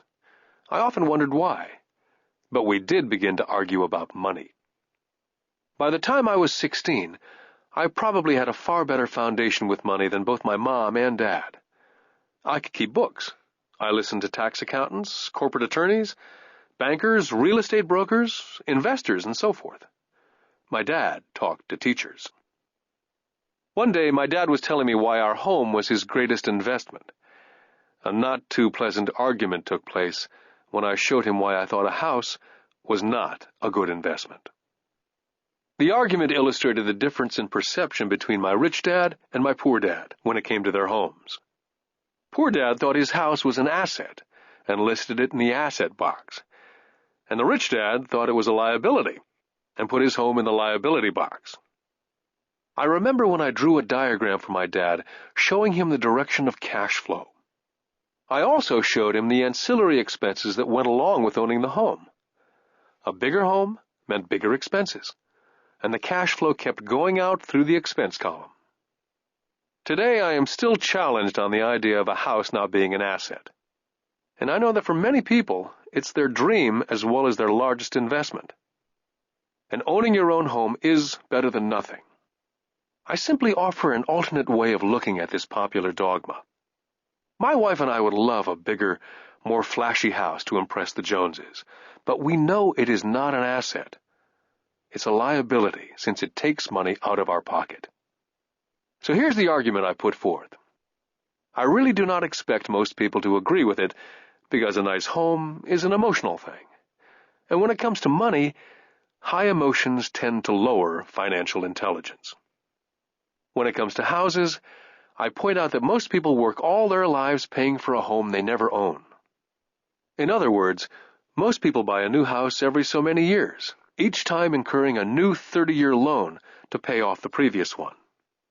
Even though people receive a tax deduction for interest on mortgage payments, they pay for all their other expenses with after-tax dollars, even after they pay off their mortgage. Then there are property taxes. My wife's parents were shocked when the property taxes on their home went to $1,000 a month. This was after they'd retired, so the increase put a strain on their retirement budget, and they felt forced to move. Also, houses do not always go up in value. I still had friends who owe $1 million for a home that will today sell for only $700,000. Finally, the greatest losses of all are those from missed opportunities. If all your money is tied up in your house, you may be forced to work harder because your money continues blowing out of the expense column instead of adding to the asset column. The classic middle-class cash flow pattern. If a young couple would put more money into their asset column early on, their later years would get easier, especially as they prepared to send their children to college. Their assets would have grown and would be available to help cover expenses. All too often, a house only serves as a vehicle for incurring a home equity loan to pay for mounting expenses. In summary, the end result in making a decision to own a house that is too expensive in lieu of starting an investment portfolio early on impacts an individual in at least the following 3 ways. Number 1, loss of time, during which other assets could have grown in value. Number 2, loss of additional capital, which could have been invested instead of paying for high-maintenance expenses related directly to the home. Number 3, loss of education. Too often, people count their house, savings, and retirement plan as all they have in their asset column. Because they have no money to invest, they simply do not invest. This costs them investment experience. Most never become what the investment world calls a sophisticated investor. And the best investments are usually first sold to sophisticated investors, who then turn around and sell them to the people playing it safe. My educated dad's personal financial statement best demonstrates the life of someone in the rat race. His expenses seem to always keep up with his income, never allowing him to invest in assets. As a result, his liabilities, such as his mortgage and credit card debts, are larger than his assets. My rich dad's personal financial statement, on the other hand, reflects the results of a life dedicated to investing and minimizing liabilities. His assets greatly exceed his liabilities. A review of my rich dad's financial statement is why the rich get richer. The asset column generates more than enough income to cover expenses, with the balance reinvested into the asset column. The asset column continues to grow, and therefore, the income it produces grows with it. The result being, the rich get richer. The middle class finds itself in a constant state of financial struggle. Their primary income is through wages, and as their wages increase, so do their taxes. Their expenses tend to increase in equal increments as their wages increase, hence the phrase, the rat race. They treat their home as their primary asset instead of investing in income-producing assets. Remember, the most important rule is to know the difference between an asset and a liability. Once you understand the difference, concentrate your efforts on only buying income-generating assets. That's the best way to get started on a path to becoming rich. Keep doing that, and your asset column will grow. Focus on keeping liabilities and expenses down. This will make more money available to continue pouring into the asset column. This pattern of treating your home as an investment, and the philosophy that a pay raise means you can buy a larger home or spend more, is the foundation of today's debt-ridden society. This process of increased spending throws families into greater debt and into more financial uncertainty, even though they may be advancing in their jobs and receiving pay raises on a regular basis. This is high-risk living caused by weak financial education. As an employee who's also a homeowner, your working efforts are generally as follows. You work for someone else. Most people, working for a paycheck, are making the owner or the shareholders richer. Your efforts and success will help provide for the owner's success and retirement. Next, you work for the government. The government takes its share from your paycheck before you even see it. By working harder, you simply increase the amount of taxes taken by the government. Most people work from January to May just for the government. And finally, you work for the bank. After taxes, your next largest expense is usually your mortgage and credit card debt. The problem with simply working harder is that each of these three levels takes a greater share of your increased efforts. You need to learn how to have your increased efforts benefit you and your family directly. Once you've decided to concentrate on minding your own business, how do you set your goals? For most people, they must keep their profession and rely on their wages to fund their acquisition of assets. As their assets grow, how do they measure the extent of their success? When does someone realize that they are rich, that they have wealth? As well as having my own definitions for assets and liabilities, I also have my own definition for wealth. Actually, I borrowed it from a man named Buckminster Fuller. Some people call him a quack, and others call him a living genius. Years ago, he got all the architects buzzing because he applied for a patent in 1961 for something called a geodesic dome. But in the application, Fuller also said something about wealth. It was pretty confusing at first, but after reading it for a while, it began to make some sense. Wealth is a person's ability to survive so many number of days forward. Or, if I stopped working today, how long could I survive? Unlike net worth, the difference between your assets and liabilities, which is often filled with a person's expensive junk and opinions of what things are worth, this definition creates the possibility for developing a truly accurate measurement. I could now measure and really know where I was in terms of my goal to become financially independent. Although net worth often includes these non-cash producing assets like stuff you bought that now sits in your garage, wealth measures how much money your money is making, and therefore your financial survivability. Wealth is the measure of the cash flow from the asset column compared with the expense column. Let's use an example. Let's say I have a cash flow from my asset column of $1,000 a month, and I have monthly expenses of $2,000. What's my wealth? Let's go back to Buckminster Fuller's definition. Using his definition, how many days forward can I survive? And let's assume a 30-day month. By that definition, I have enough cash flow for half a month. When I have achieved $2,000 a month cash flow from my assets, then I will be wealthy. I now have income generated from assets each month that fully covers my monthly expenses. If I want to increase my expenses, I first must increase my cash flow from assets to maintain this level of wealth. Take notice that it's at this point that I am no longer dependent on my wages. I have focused on and been successful in building an asset column that's made me financially independent. If I quit my job today, I would be able to cover my monthly expenses with the cash flow from my assets. My next goal would be to have the excess cash flow from my assets reinvested into the asset column. The more money that goes into my asset column, the more my asset column grows. The more my assets grow, the more my cash flow grows. And as long as I keep my expenses less than the cash flow from these assets, I will grow richer, with more and more income from sources other than my physical labor. As this reinvestment continues, I am well on my way to being rich. The actual definition of rich is in the eye of the beholder. You can never be too rich. Just remember this simple observation.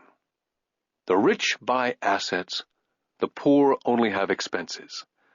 The middle class buys liabilities they think are assets. So how do I start minding my own business?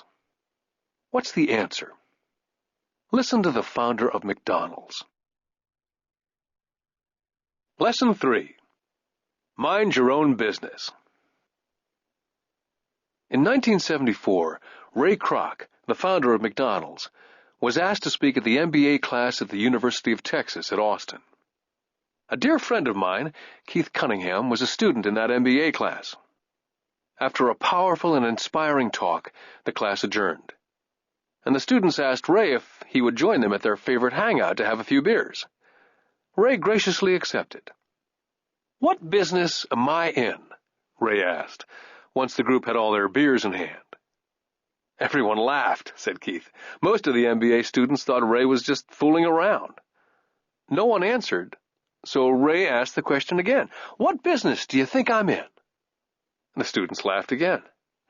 And finally, one brave soul yelled out, Ray, who in the world does not know that you're in the hamburger business? Ray chuckled. That's what I thought you'd say. He paused, and then quickly said, Ladies and gentlemen, I'm not in the hamburger business. My business is real estate. McDonald's today is the largest single owner of real estate in the world, owning even more than the Catholic Church. Today, McDonald's owns some of the most valuable intersections and street corners in America, as well as in other parts of the world. Keith said it was one of the most important lessons in his life. Today, Keith owns car washes, but his business is the real estate under those car washes. The previous chapter ended with a statement illustrating that most people work for everyone but themselves.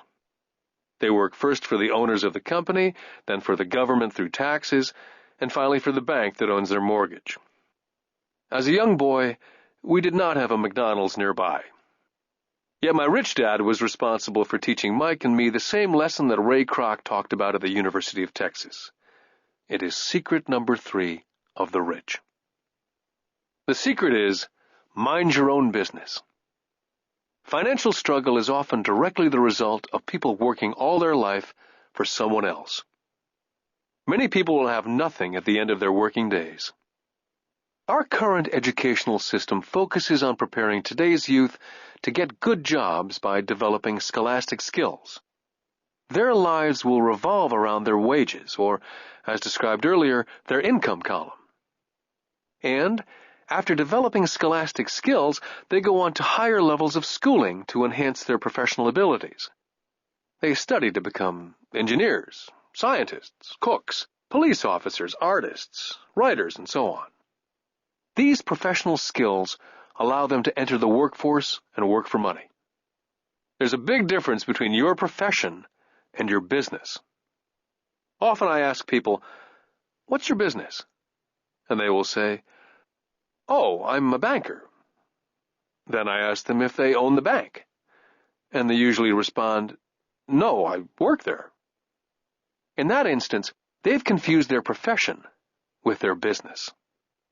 Their profession may be a banker, but they still need their own business. Ray Kroc was clear on the difference between his profession and his business. His profession was always the same. He was a salesman. At one time, he sold mixers for milkshakes, and soon thereafter, he was selling hamburger franchises. But while his profession was selling hamburger franchises, his business was the accumulation of income-producing real estate. To become financially secure, a person needs to mind their own business. Your business revolves around your asset column, as opposed to your income column. As stated earlier, the number one rule is to know the difference between an asset and a liability, and to buy assets. The rich focus on their asset columns, while everyone else focuses on their income statements. That's why we hear so often, "I need a raise. If only I had a promotion. I'm going back to school to get more training so I can get a better job. I'm going to work overtime. Maybe I can get a second job. I'm quitting in 2 weeks. I've found a job that pays more." In some circles, these are sensible ideas. Yet if you listen to Ray Kroc, you're still not minding your own business. These ideas all still focus on the income column, and will only help a person become more financially secure if the additional money is used to purchase income-generating assets. The primary reason the majority of the poor and middle class are fiscally conservative, which means I can't afford to take risks, is that they have no financial foundation. They have to cling to their jobs. They have to play it safe. When downsizing became the in thing to do, millions of workers found out that their largest so-called asset, their home, was eating them alive. Their asset, called a house, still cost them money every month. Their car, another asset, was eating them alive. The golf clubs in the garage that cost $1,000 were not worth $1,000 anymore. Without job security, they had nothing to fall back on. What they thought were assets could not help them survive in a time of financial crisis. So many people have put themselves in deep financial trouble when they run short of income. To raise cash, they sell their assets. First, their personal assets can generally be sold for only a fraction of the value that's listed in their personal balance sheet. Or if there's a gain on the sale of the assets, they're taxed on the gain. So again, the government takes its share of the gain, thus reducing the amount available to help them out of debt. That's why I say someone's net worth is often worth less than they think.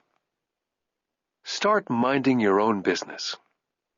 Keep your daytime job, but start buying real assets, not liabilities or personal effects that have no real value once you get them home.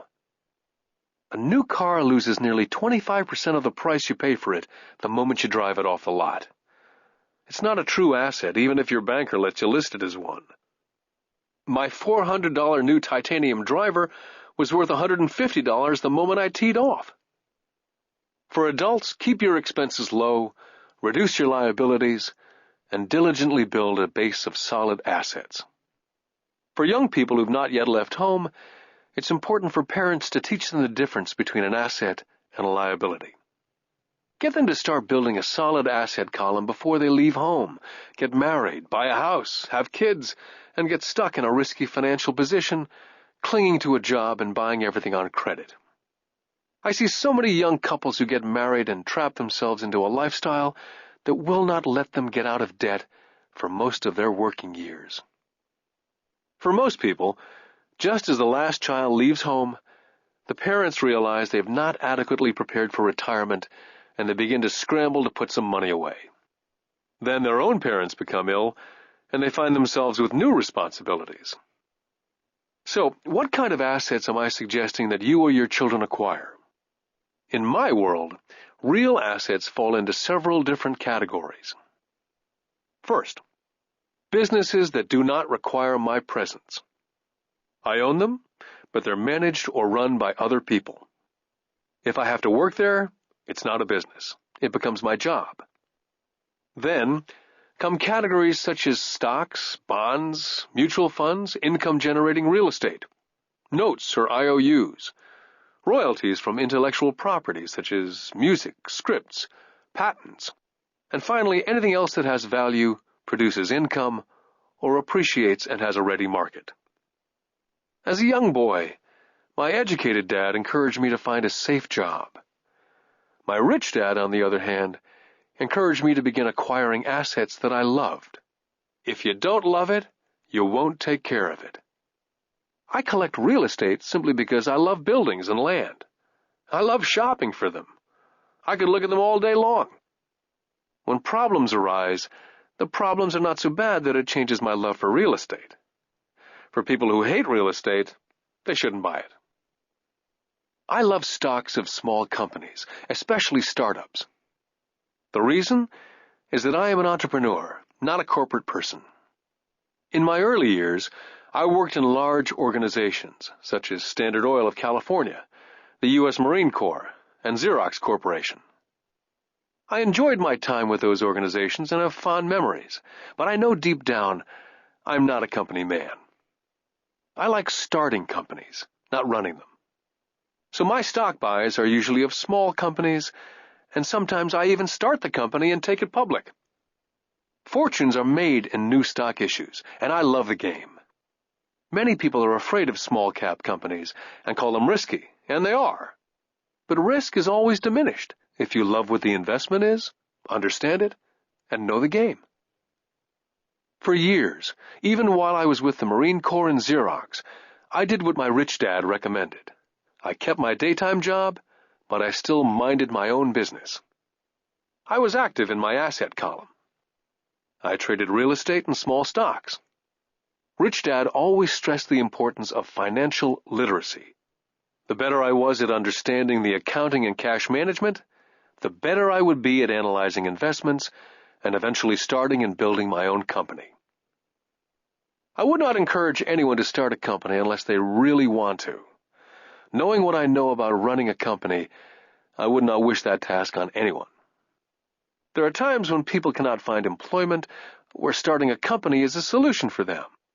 The odds are against success. 9 out of 10 companies fail in 5 years. Of those that survive the first 5 years, 9 out of every 10 of those eventually fail as well. So only if you really have the desire to own your own company do I recommend it.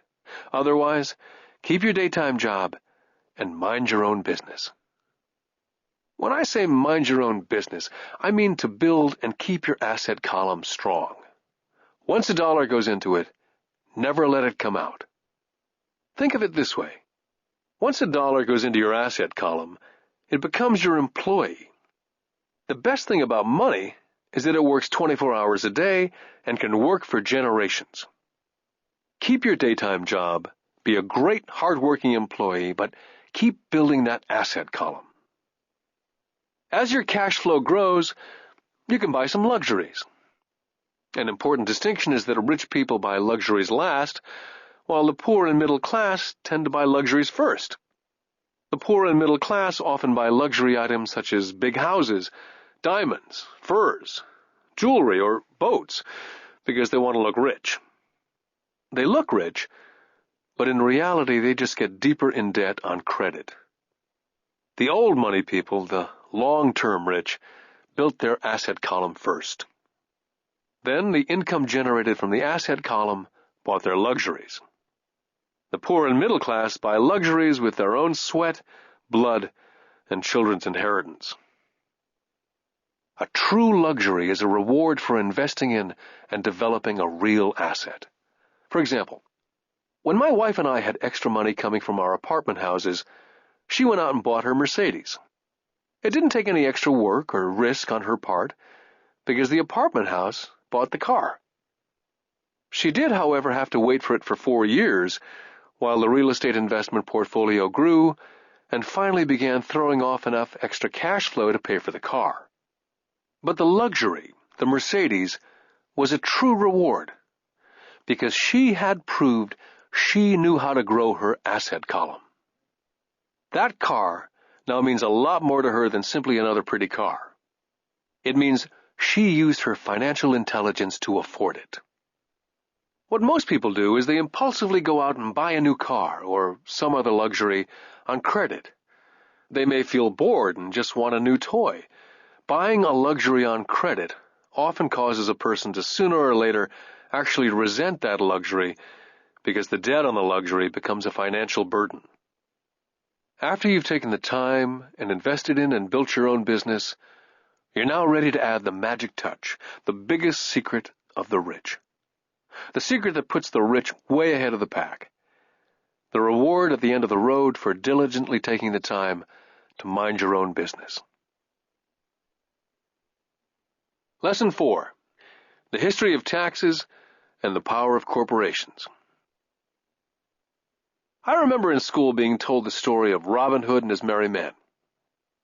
My school teacher thought it was a wonderful story of a romantic hero, a Kevin Costner type, who robbed from the rich and gave to the poor. My rich dad did not see Robin Hood as a hero. He called Robin Hood a crook. Robin Hood may be long gone, but his followers live on. How often I still hear people say, "Why don't the rich pay for it?" Or, "The rich should pay more in taxes and give it to the poor."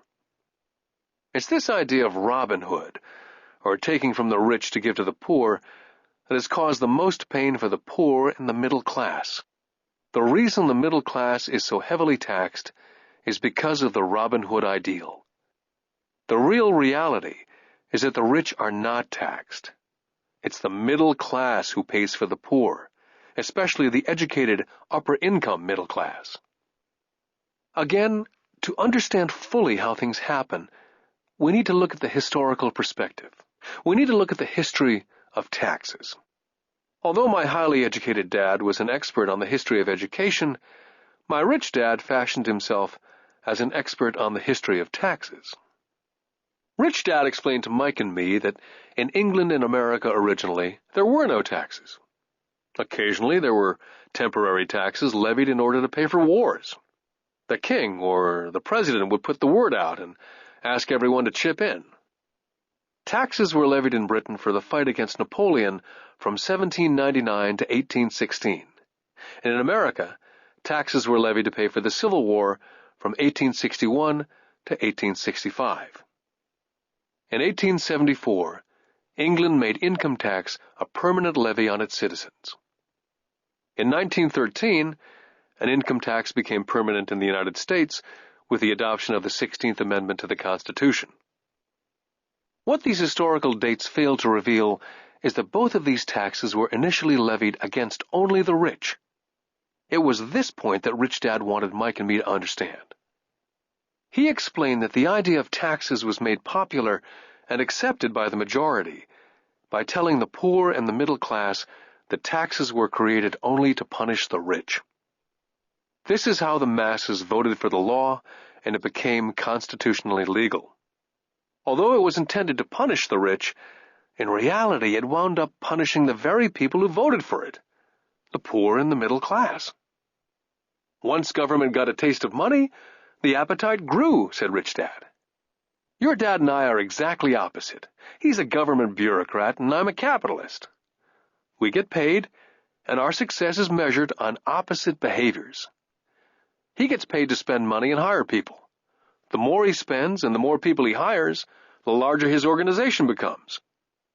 In the government, the larger his organization, the more he's respected. On the other hand, within my organization, the fewer people I hire and the less money I spend, the more I'm respected by my investors. That's why I don't like government people. They have different objectives from most business people. As the government grows, more and more tax dollars will be needed to support it. As I said, the passage of taxes was only possible because the masses believed in the Robin Hood theory of economics, which was to take from the rich and give to everyone else. The problem was that the government's appetite for money was so great that taxes soon needed to be levied on the middle class, and from there it kept trickling down. The rich, on the other hand, saw an opportunity. They did not play by the same set of rules. As I've stated, the rich already knew about corporations, which became popular in the days of sailing ships. The rich created the corporation as a vehicle to limit their risk to the assets of each voyage. The rich put their money into a corporation to finance the voyage. The corporation would then hire a crew to sail to the New World to look for treasures. If the ship was lost, the crew lost their lives, but the loss to the rich would be limited only to the money they invested for that particular voyage. It's the knowledge of the power of the legal structure of the corporation that really gives the rich a vast advantage over the poor and the middle class. Having two fathers teaching me, one a socialist and the other a capitalist, I quickly began to realize that the philosophy of the capitalist made more financial sense to me.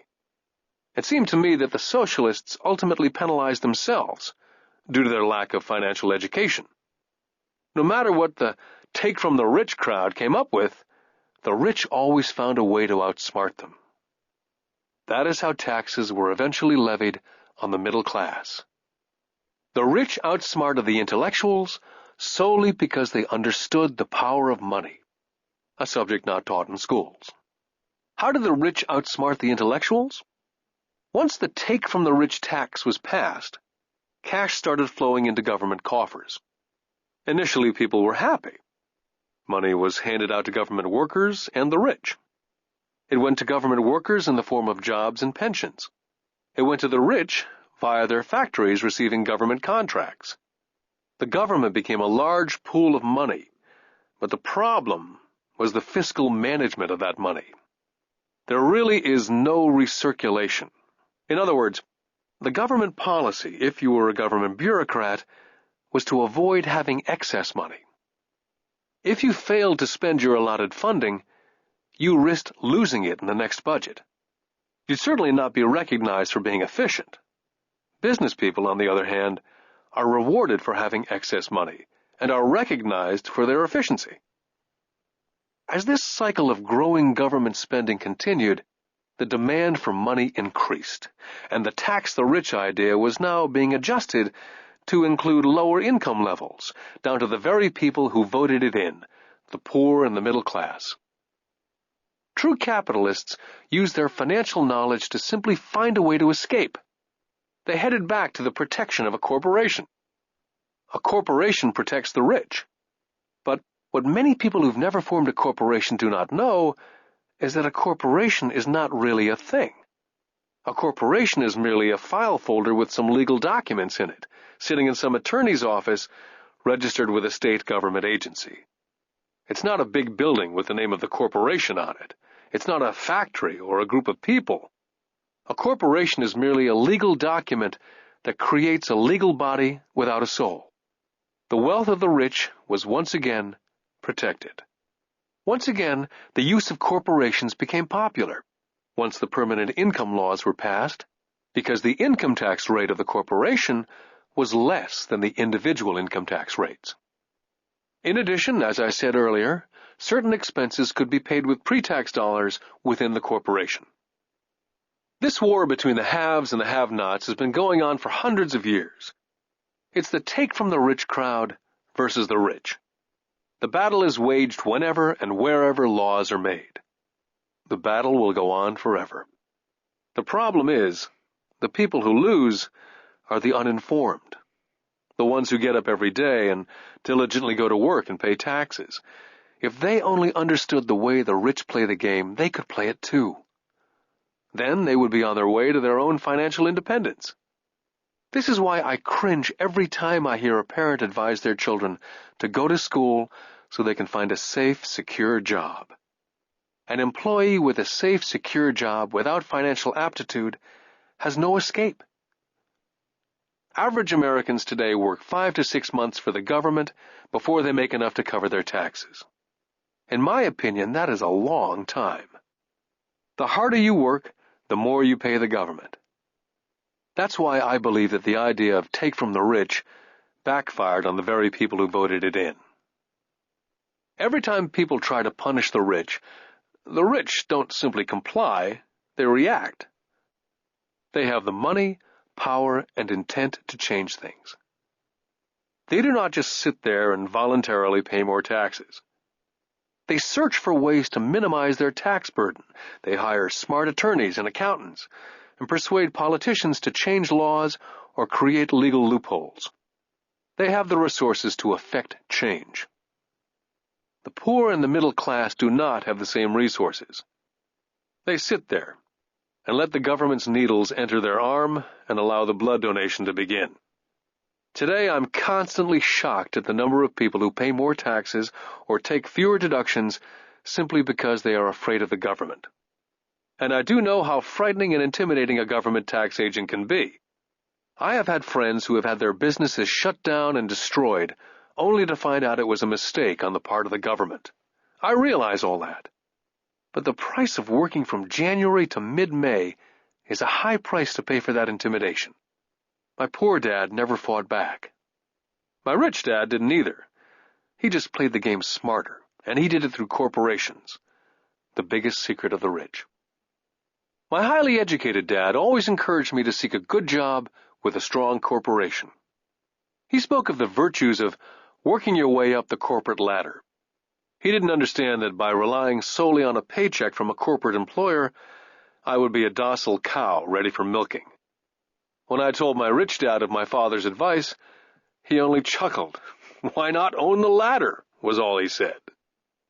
As a young boy, I didn't understand what Rich Dad meant by owning my own corporation. It was an idea that seemed impossible and intimidating.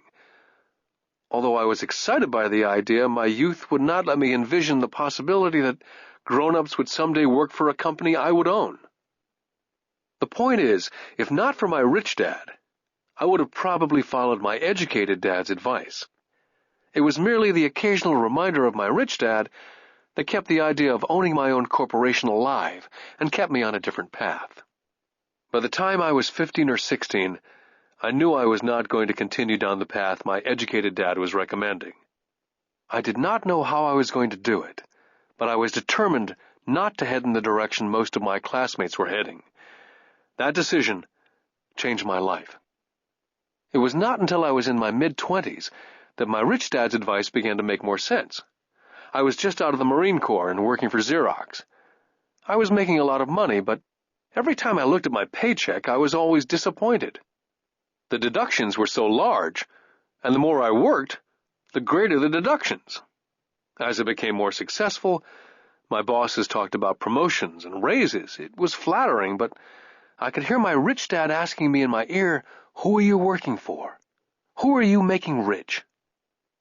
In 1974, while still an employee for Xerox, I formed my first corporation and began minding my own business. There were already a few assets in my asset column, but now I was determined to focus on making it bigger. Those paychecks with all the deductions made all the years of my rich dad's advice make total sense. I could see the future if I followed my educated dad's advice. Many employers feel that advising their workers to mind their own business is bad for business. I'm sure it can be for certain individuals, but for me, focusing on my own business, developing assets, made me a better employee. I now had a purpose. I came in early and worked diligently, amassing as much money as possible so I could begin investing in real estate. Hawaii was just set to boom, and there were fortunes to be made. The more I realized we were in the beginning stages of a boom, the more Xerox machines I sold. The more I sold, the more money I made, and of course, the more deductions there were from my paycheck. It was inspiring. I wanted out of the trap of being an employee so badly that I worked harder, not less. By 1978, I was consistently one of the top 5 salespeople in sales, often number 1. I badly wanted out of the rat race. In less than 3 years, I was making more in my own little corporation, which was a real estate holding company, than I was making at Xerox. And the money I was making in my asset column in my own corporation was money working for me, not me pounding on doors selling copiers. My rich dad's advice made much more sense. Soon the cash flow from my properties was so strong that my company bought me my first Porsche. My fellow Xerox salespeople thought I was spending my commissions. I wasn't. I was investing my commissions in assets. My money was working hard to make more money. Each dollar in my asset column was a great employee, working hard to make more employees and buy the boss a new Porsche with before-tax dollars. I began to work harder for Xerox. The plan was working, and my Porsche was the proof. By using the lessons I learned from my rich dad, I was able to get out of the proverbial rat race of being an employee at an early age.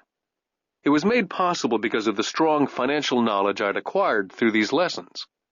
Without this financial knowledge, which I call my financial IQ, my road to financial independence would have been much more difficult. I now teach others through financial seminars in the hope that I may share my knowledge with them. Whenever I do my talks, I remind people that financial IQ is made up of knowledge from 4 broad areas of expertise. The first area is accounting, what I call financial literacy, a vital skill if you want to build an empire. The more money you're responsible for, the more accuracy is required, or the house comes tumbling down. This is the left brain side, or the details. Financial literacy is the ability to read and understand financial statements. This ability allows you to identify the strengths and weaknesses of any business. The second is investing, what I call the science of making money. This involves strategies and formulas. This is the right brain side, or the creative side. Next, you must obtain expertise in understanding markets, the science of supply and demand. There's a need to know the technical aspects of the market, which is emotion-driven. The Tickle Me Elmo doll during Christmas 1996 is a case of technical or emotion-driven market. The other market factor is the fundamental or the economic sense of an investment. Does an investment make sense, or does it not make sense based on the current market conditions? Finally, you must understand the law. For instance, Utilizing a corporation wrapped around the technical skills of accounting, investing, and markets can aid explosive growth. An individual with the knowledge of the tax advantages and protection provided by a corporation can get rich so much faster than someone who's an employee or a small business sole proprietor. It's like the difference between someone walking and someone flying. The difference is profound when it comes to long-term wealth.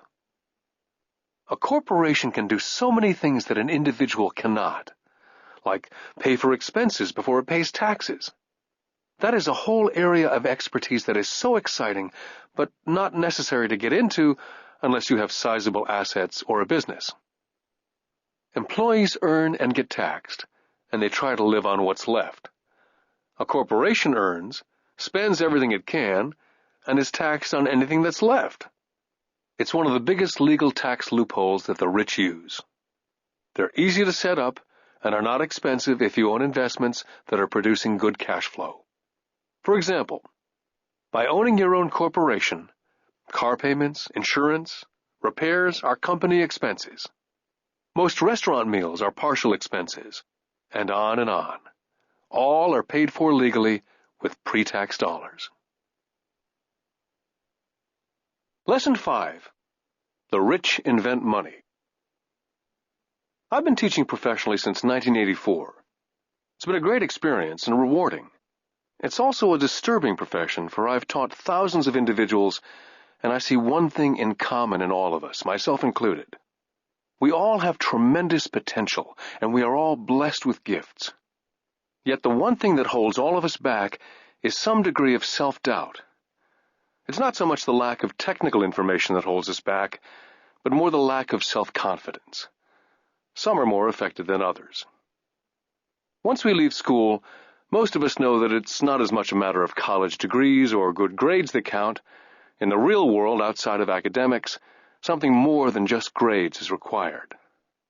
I've heard it called guts, chutzpah, balls, audacity, bravado, cunning, daring, tenacity, and brilliance.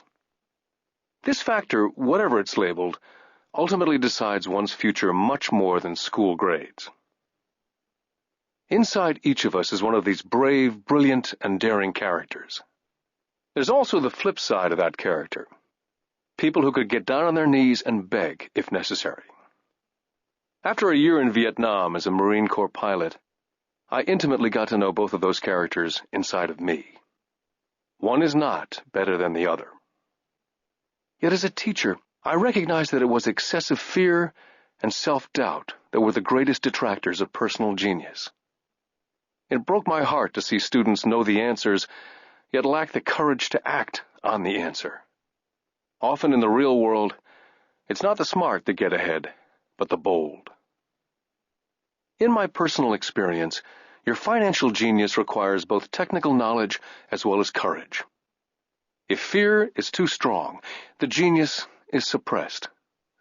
In my classes, I strongly urge students to learn to take risks, to be bold, to let their genius convert that fear into power and brilliance.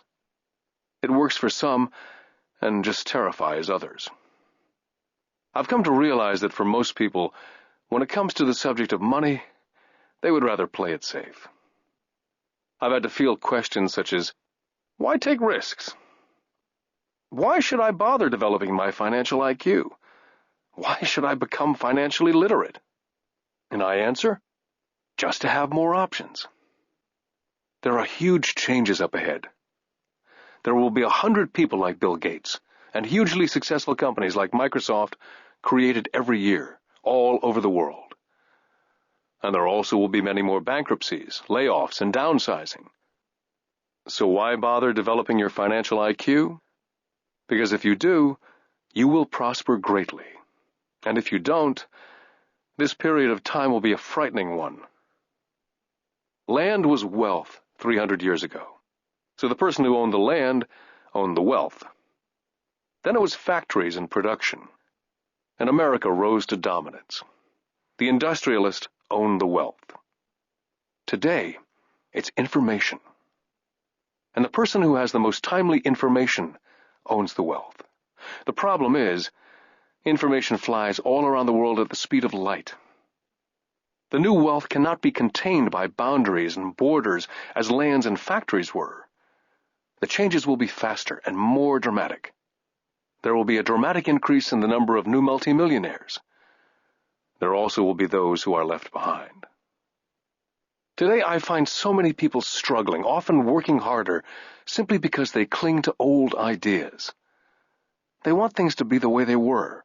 They resist change. I know people who are losing their jobs or their houses, and they blame technology or the economy or their boss. Sadly, they fail to realize that they might be the problem. Old ideas are their biggest liability. It's a liability simply because they fail to realize that while that idea or way of doing something was an asset yesterday, yesterday is gone. One afternoon I was teaching investing, using a game I'd invented, cash flow, as a teaching tool. A friend had brought someone along to attend the class. This friend of a friend was recently divorced, had been badly burned in the divorce settlement, and was now searching for some answers. Her friend thought the class might help. The game was designed to help people learn how money works. In playing the game, they learn about the interaction of the income statement with the balance sheet. They learn how cash flows between the two, and how the road to wealth is through striving to increase your monthly cash flow from the asset column to the point that it exceeds your monthly expenses. Once you accomplish this, you're able to get out of the rat race and onto the fast track. As I've said, some people hate the game, some love it, and others miss the point. This woman missed a valuable opportunity to learn something. In the opening round, she drew a doodad card with the boat on it. At first she was happy. "Oh, I've got the boat." Then, as her friend tried to explain how the numbers worked on her income statement and balance sheet, she got frustrated because she had never liked math. The rest of her table waited while her friend continued explaining the relationship between the income statement, balance sheet, and monthly cash flow. Suddenly, when she realized how the numbers worked, it dawned on her that her boat was eating her alive. Later on in the game, she was also downsized and had a child. It was a horrible game for her. After the class, her friend came by and told me that she was upset. She'd come to the class to learn about investing and did not like the idea that it took so long to play a silly game. Her friend attempted to tell her to look within herself, to see if the game reflected on herself in any way. With that suggestion, the woman demanded her money back. She said that the very idea that a game could be a reflection of her was ridiculous. Her money was promptly refunded, and she left. Since 1984, I have made millions simply by doing what the school system does not. In school, most teachers lecture. I hated lectures as a student. I was soon bored, and my mind would drift. In 1984, I began teaching via games and simulations. I always encouraged adult students to look at games as reflecting back to what they know and what they needed to learn. Most importantly, a game reflects back on one's behavior. It's an instant feedback system. Instead of the teacher lecturing you, the game is feeding back a personalized lecture, custom-made just for you. The friend of the woman who left later called to give me an update. She said her friend was fine and had calmed down. In her cooling-off period, she could see some relationships between the game and her life. Just like a board game, the world is always providing us with instant feedback. We could learn a lot if we tuned in more. One day, not long ago, I complained to my wife that the cleaners must have shrunk my pants. My wife gently smiled and poked me in the stomach to inform me that the pants had not shrunk. Something else had expanded. Me. The game Cash Flow was designed to give every player personal feedback. The purpose is to give you options. If you draw the boat card and it puts you into debt, the question is, now what can you do? How many different financial options can you come up with? That's the purpose of the game. To teach players to think and create new and various financial options. I've watched this game played by more than 1,000 people. The people who get out of the rat race in the game the quickest are the people who understand numbers and have creative financial minds. They recognize different financial options. People who take the longest are people who aren't familiar with numbers and often do not understand the power of investing. Rich people are often creative and take calculated risks. There have been people playing cash flow who gain lots of money in the game, but they don't know what to do with it. Most of them have not been financially successful in real life either. Everyone else seems to be getting ahead of them, even though they have money. And that's true in real life. There are a lot of people who have a lot of money and do not get ahead financially. Limiting your options is the same as hanging on to old ideas. I have a friend from high school who now works at 3 jobs. 20 years ago, he was the richest of all my classmates. When the local sugar plantation closed, the company he worked for went down with the plantation. In his mind, he had but one option, and that was the old option: work hard. The problem was, he couldn't find an equivalent job that recognized his seniority in the old company. As a result, he's overqualified for the jobs he currently has, so his salary is lower. He now works 3 jobs to earn enough to survive. I've watched people playing cash flow complaining that the right opportunity cards are not coming their way, so they sit there. I know people who do that in real life. They wait for the right opportunity. I've watched people get the right opportunity card and then not have enough money. Then they complain they would have gotten out of the rat race if they'd had more money. So they sit there. I know people in real life who do that also. They see all the great deals, but they have no money. And I have people pull a great opportunity card, read it out loud, and have no idea that it's a great opportunity. They have the money, the time is right, they have the card, but they can't see the opportunity staring at them. They fail to see how it fits into their financial plan for escaping the rat race. And I know more people like that than all the others combined. Most people have an opportunity of a lifetime flash right in front of them, and they fail to see it. A year later, they find out about it after everyone else got rich. Financial intelligence is simply having more options. If the opportunities aren't coming your way, what else can you do to improve your financial position? If an opportunity lands in your lap and you have no money and the bank won't talk to you, what else can you do to get the opportunity to work in your favor? If your hunch is wrong and what you've been counting on doesn't happen, how can you turn a lemon into millions? That is financial intelligence. It's not so much what happens, but how many different financial solutions you can think of to turn a lemon into millions. It's how creative you are in solving financial problems. Most people only know one solution: work hard, save, and borrow. So why would you want to increase your financial intelligence? Because you want to be the kind of person who creates your own luck. You can take whatever happens and make it better. Few people realize that luck is created, just as money is. And if you want to be luckier and create money instead of working hard, then your financial intelligence is important. If you're the kind of person who's waiting for the right thing to happen, you might wait for a long time. It's like waiting for all the traffic lights to be green for 5 miles before starting the trip. As young boys, Mike and I were constantly told by my rich dad that money is not real. Rich Dad occasionally reminded us of how close we came to the secret of money on that first day we got together and began making money out of plaster of Paris. The poor and middle class work for money, he would say. The rich make money. The more real you think money is, the harder you will work for it. If you can grasp the idea that money is not real, you will grow richer faster. What is it? Was a question Mike and I often came back with. What is money if it's not real? What we agree it is, was all Rich Dad would say.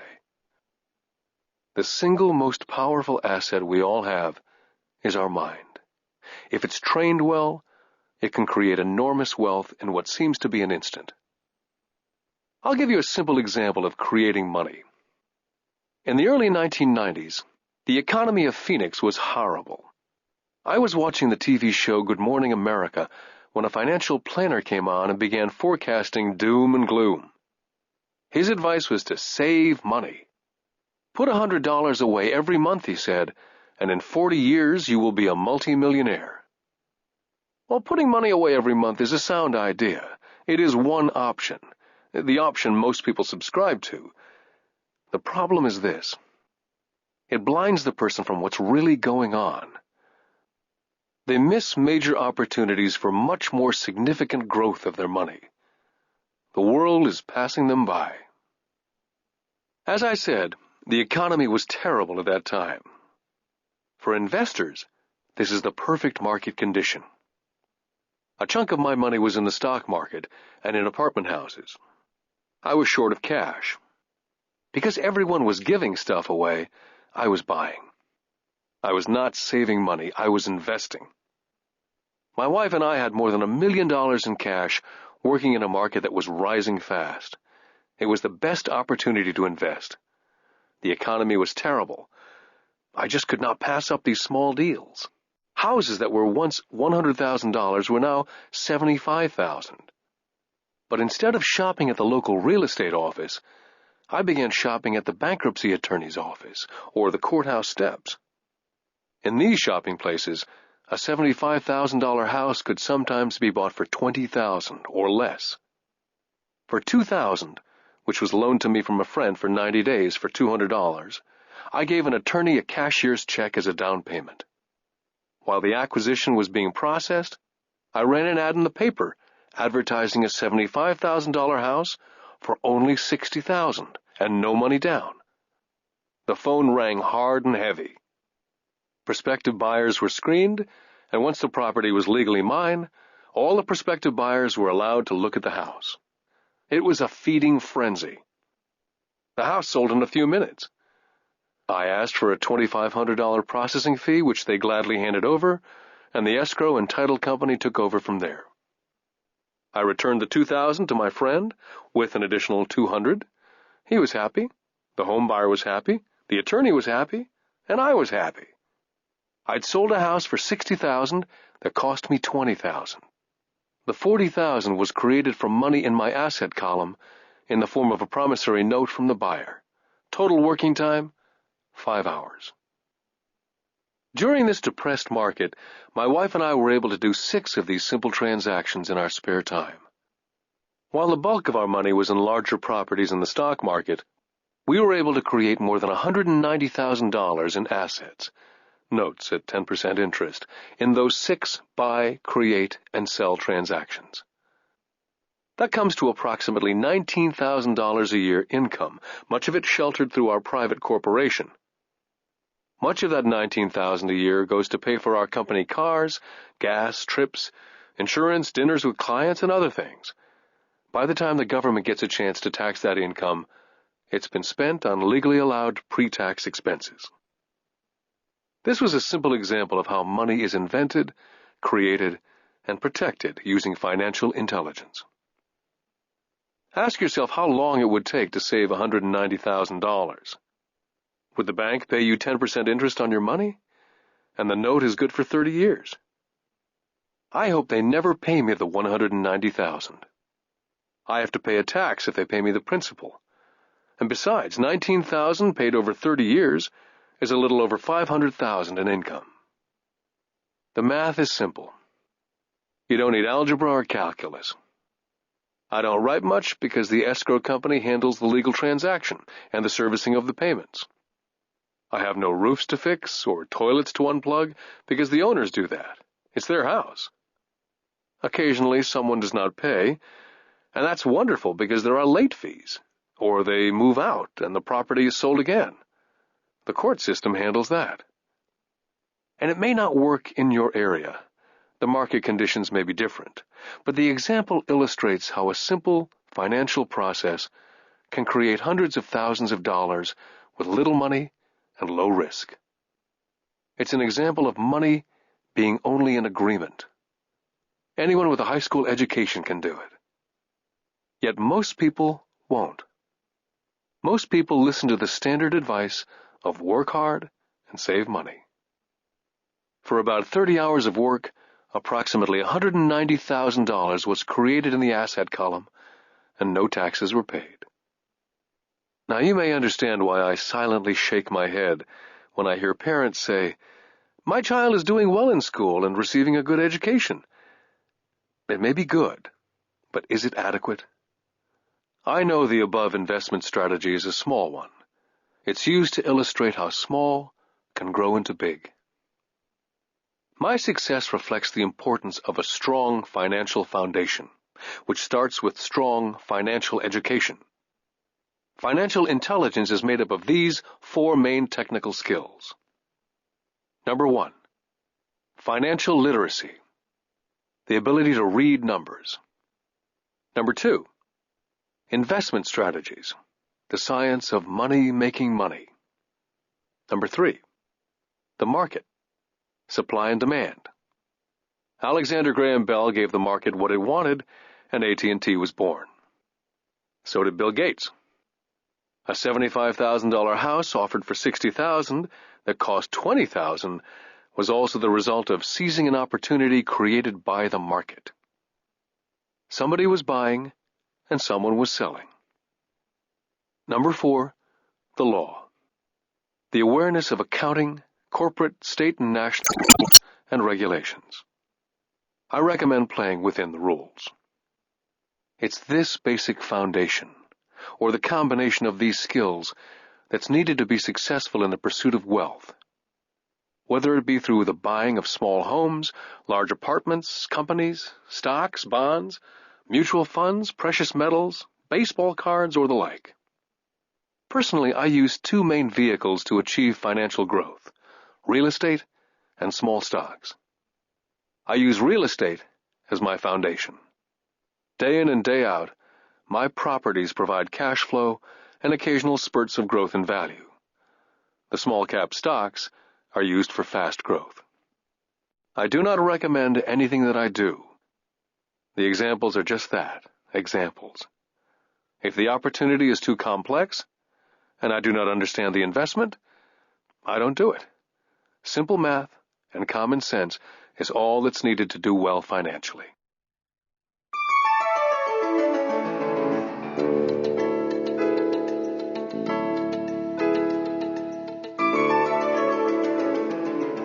Lesson 6. Work to learn. Don't work for money.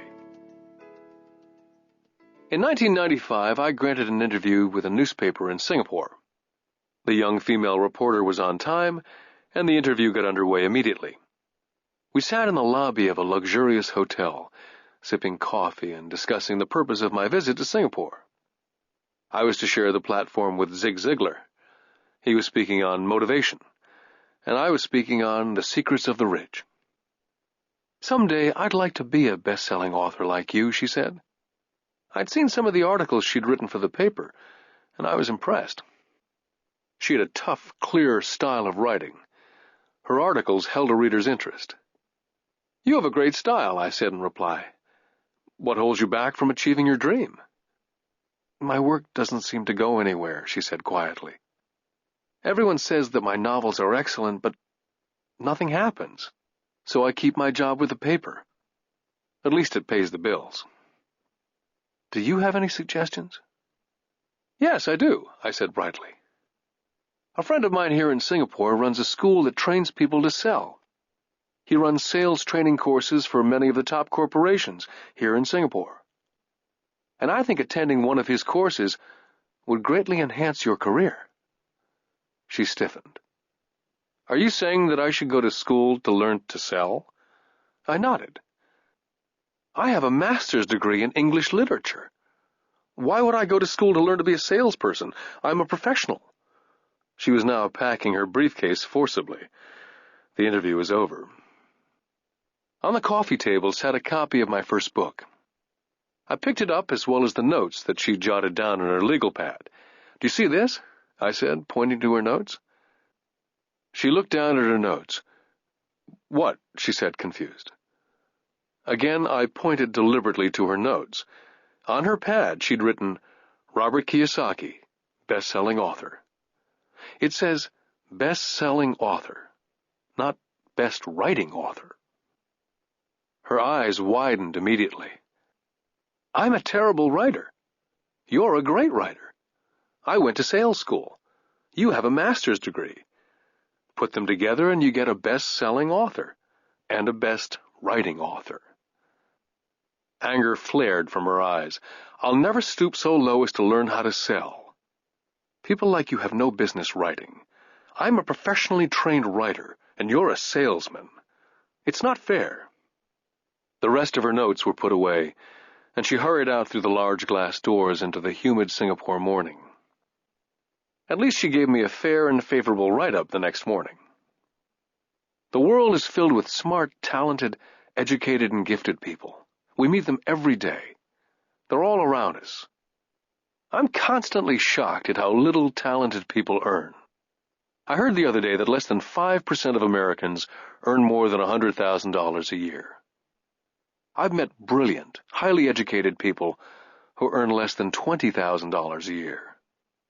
A business consultant who specializes in the medical trade was telling me how many doctors, dentists, and chiropractors struggle financially. All this time, I thought that when they graduated, the dollars would pour in. It was this business consultant who gave me the phrase, they are one skill away from great wealth. What this phrase means is that most people need only to learn and master one more skill, and their income would jump exponentially. I have mentioned before that financial intelligence is a synergy of accounting, investing, marketing, and law. Combine these 4 technical skills, and making money with money is easier. When it comes to money, the only skill most people know is to work hard. The classic example of a synergy of skills was that young writer for the newspaper. If she diligently learned the skills of sales and marketing, her income would jump dramatically. If I were her, I would take some courses in advertising, copywriting, as well as sales. Then instead of working at the newspaper, I would seek a job at an advertising agency. Even if it were a cut in pay, she'd learn how to communicate in shortcuts that are used in successful advertising. She also would spend time learning public relations, an important skill. She would learn how to get millions in free publicity. Then at night and on weekends, she could be writing her great novel. When it was finished, she'd be better able to sell her book. Then in a short while, she could be a best-selling author. When I graduated from the U.S. Merchant Marine Academy in 1969, my educated dad was happy. Standard Oil of California had hired me for its oil tanker fleet. I was a third mate, and the pay was low compared with my classmates, but it was okay for a first real job after college. My starting pay was about $42,000 a year, including overtime, and I only had to work for 7 months. I had 5 months of vacation. If I'd wanted to, I could have taken the run to Vietnam with a subsidiary shipping company and easily doubled my pay instead of taking the 5 months vacation. I had a great career ahead of me, yet I resigned after 6 months with the company and joined the Marine Corps to learn how to fly. My educated dad was devastated. Rich Dad congratulated me. In school and in the workplace, the popular opinion is the idea of specialization. That is, in order to make more money or get promoted, you need to specialize. That is why medical doctors immediately begin to seek a specialty, such as orthopedics or pediatrics. The same is true for accountants, architects, lawyers, pilots, and others. My educated dad believed in the same dogma. That's why he was thrilled when he eventually achieved his doctorate. He often admitted that schools reward people who study more and more about less and less. Rich Dad encouraged me to do exactly the opposite. You want to know a little about a lot, was his suggestion. That's why for years I worked in different areas of his companies. For a while I worked in his accounting department. Although I would probably never have been an accountant, he wanted me to learn via osmosis. Rich Dad knew I would pick up jargon and a sense of what's important and what's not. I also worked as a busboy and construction worker, as well as in sales, reservations, and marketing. He was grooming Mike and me. That's why he insisted we sit in on the meetings with his bankers, lawyers, accountants, and brokers. He wanted us to know a little about every aspect of his empire. Educated Dad thought I went to school to learn to be a ship's officer. Rich Dad knew that I went to school to study international trade. So as a student, I made cargo runs navigating large freighters, oil tankers, and passenger ships to the Far East and the South Pacific. Rich Dad emphasized that I stay in the Pacific instead of taking ships to Europe, because he knew that the emerging nations were in Asia, not Europe. While most of my classmates, including Mike, were partying at their fraternity houses, I was studying trade, people, business styles and cultures in Japan, Taiwan, Thailand, Singapore, Hong Kong, Vietnam, Korea, Tahiti, Samoa, and the Philippines. I also was partying, but it was not in any frat house. I grew up rapidly. Educated Dad could not understand why I decided to quit and join the Marine Corps.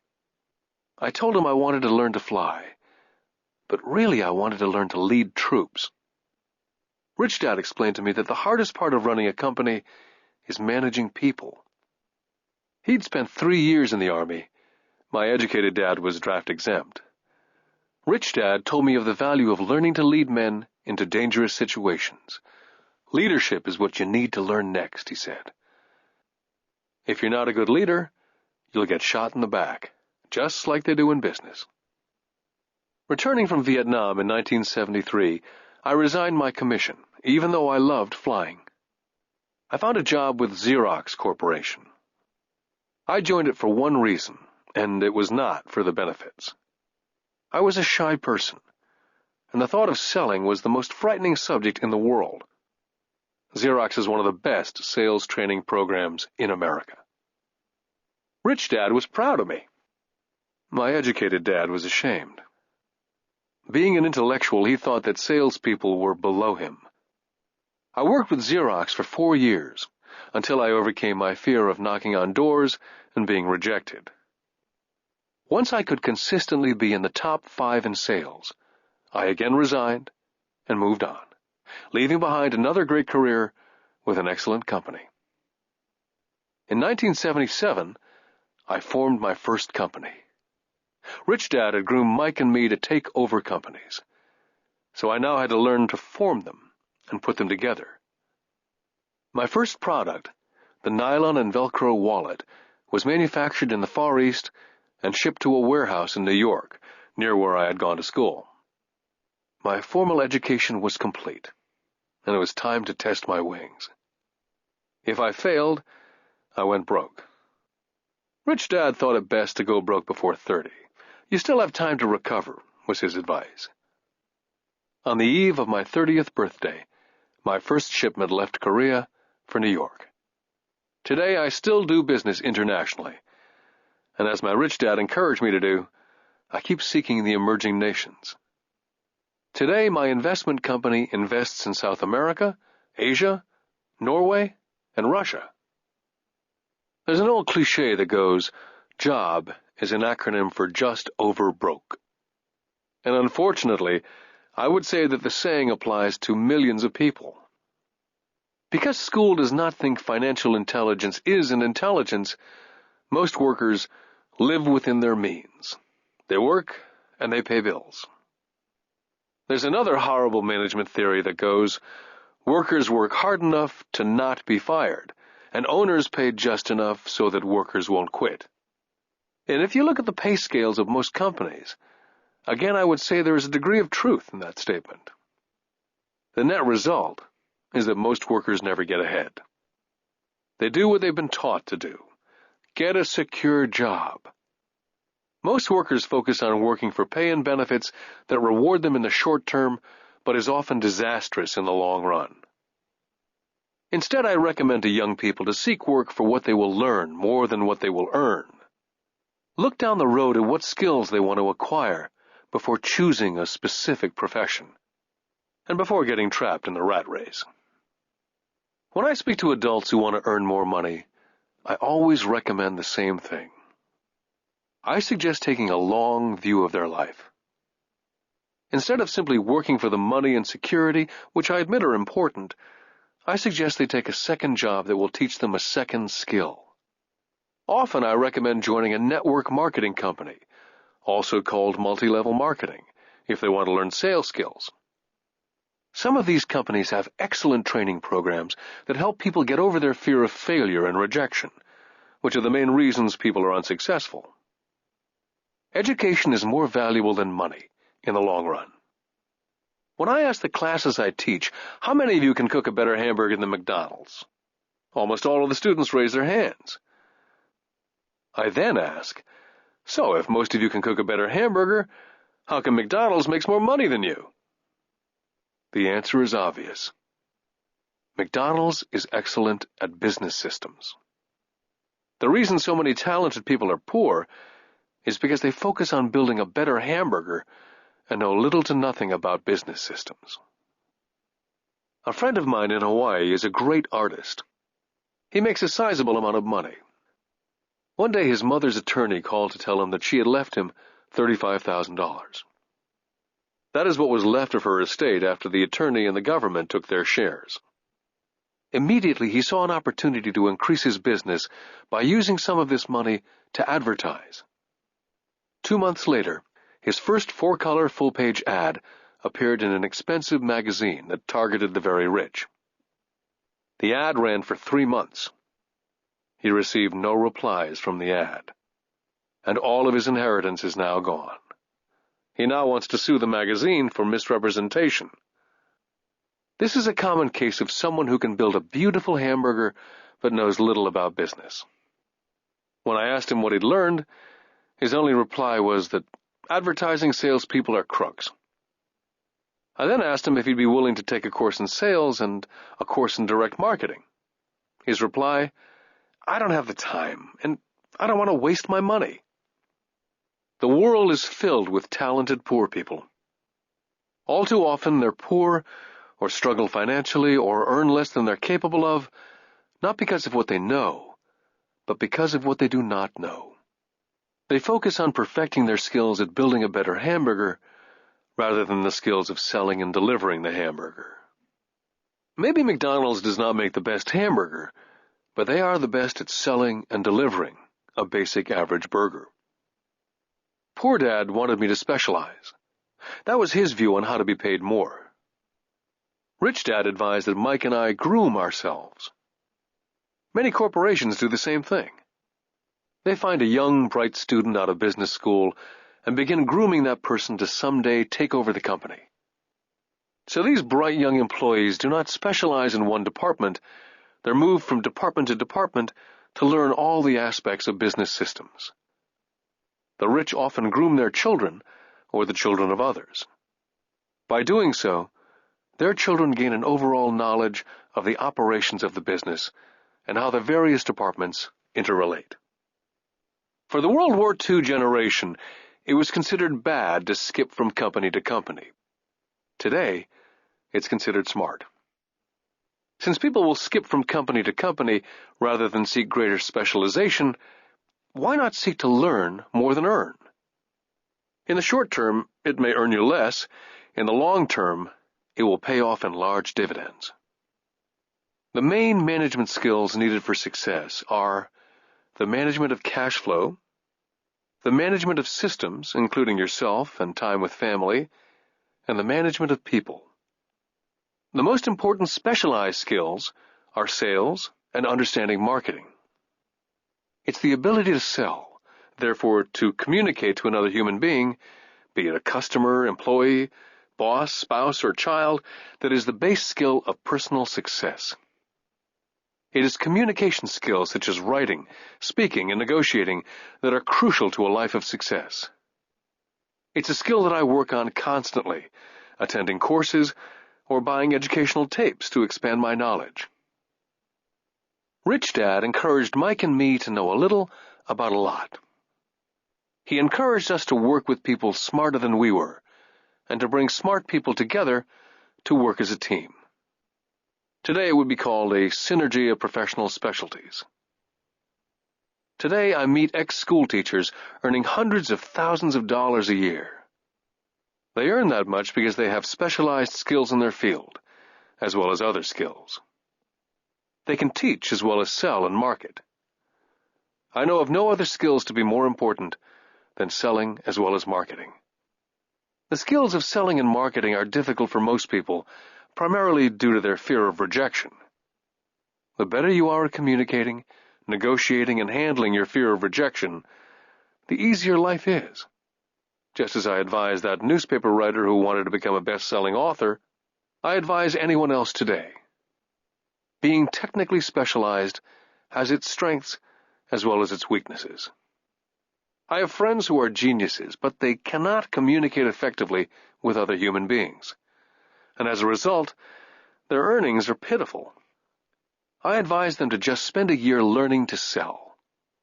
And even if they earn nothing, their communication skills will improve, and that is priceless. Getting started. I wish I could say acquiring wealth was easy for me, but it wasn't.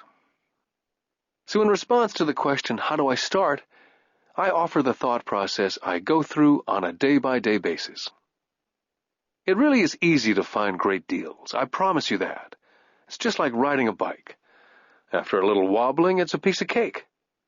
But when it comes to money, it's the determination to get through the wobbling that's a personal thing.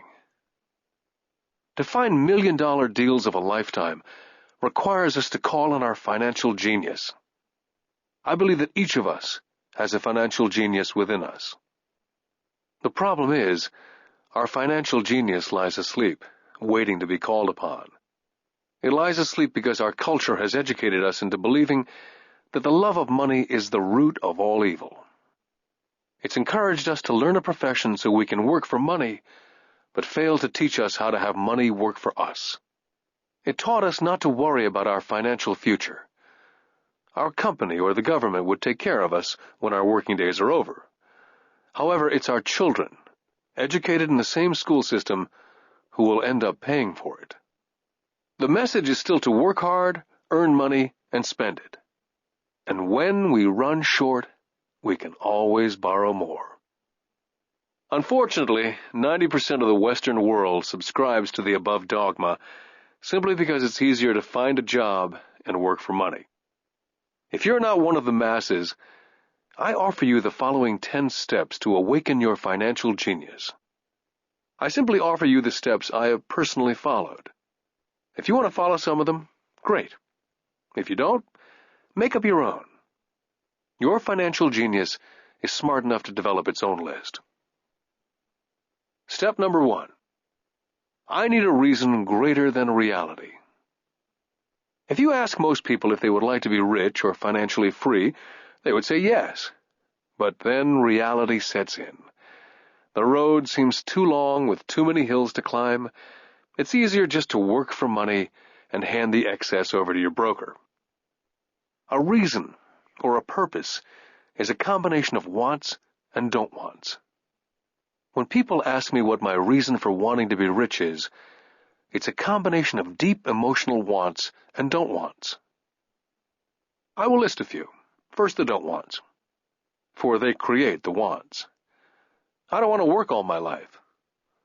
I don't want what my parents aspired for, which was job security and a house in the suburbs. I don't like being an employee. Now the wants. I want to be free to travel the world and live in a lifestyle I love. I want to be young when I do this. I want to simply be free. I want control over my time and my life. I want money to work for me. Those are deep-seated emotional reasons. What are yours? As I said, I wish I could say it was easy. It wasn't. But it wasn't hard either. But without a strong reason or purpose, anything in life is hard. Step number 2. I choose daily. The power of choice. That is the main reason people want to live in a free country. We want the power to choose. Financially, with every dollar we get in our hands, we hold the power to choose our future to be rich, poor, or middle class. Our spending habits reflect who we are. Poor people simply have poor spending habits. Most people choose not to be rich. For 90% of the population, being rich is too much of a hassle. So they invent sayings that go, "I'm not interested in money," or "I'll never be rich," or "I don't have to worry, I'm still young," or "When I make some money, then I'll think about my future," or "My husband, wife handles the finances." The problem with those statements is they rob the person who chooses to think such thoughts of two things. One is time, which is your most precious asset, and two is learning. Just because you have no money, it shouldn't be an excuse to not learn. But that is a choice we all make daily, the choice of what we do with our time, our money, and what we put in our heads. That is the power of choice. All of us have choice. I just choose to be rich, and I make that choice every day. Step number 3. Choose friends carefully. First of all, I do not choose my friends by their financial statements. I have friends who have actually taken the vow of poverty, as well as friends who earn millions every year. The point is, I learn from all of them, and I consciously make the effort to learn from them. But there's one distinction that I'd like to point out. I've noticed that my friends with money talk about money, and I do not mean brag. They're interested in the subject, so I learn from them and they learn from me. My friends whom I know are in dire straits financially do not like talking about money, business, or investing. They often think it rude. So I also learn from my friends who struggle financially. I find out what not to do. Step number 4. Master a formula and then learn a new one.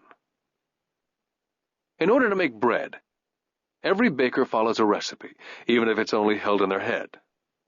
The same is true for making money. That's why money is often called dough.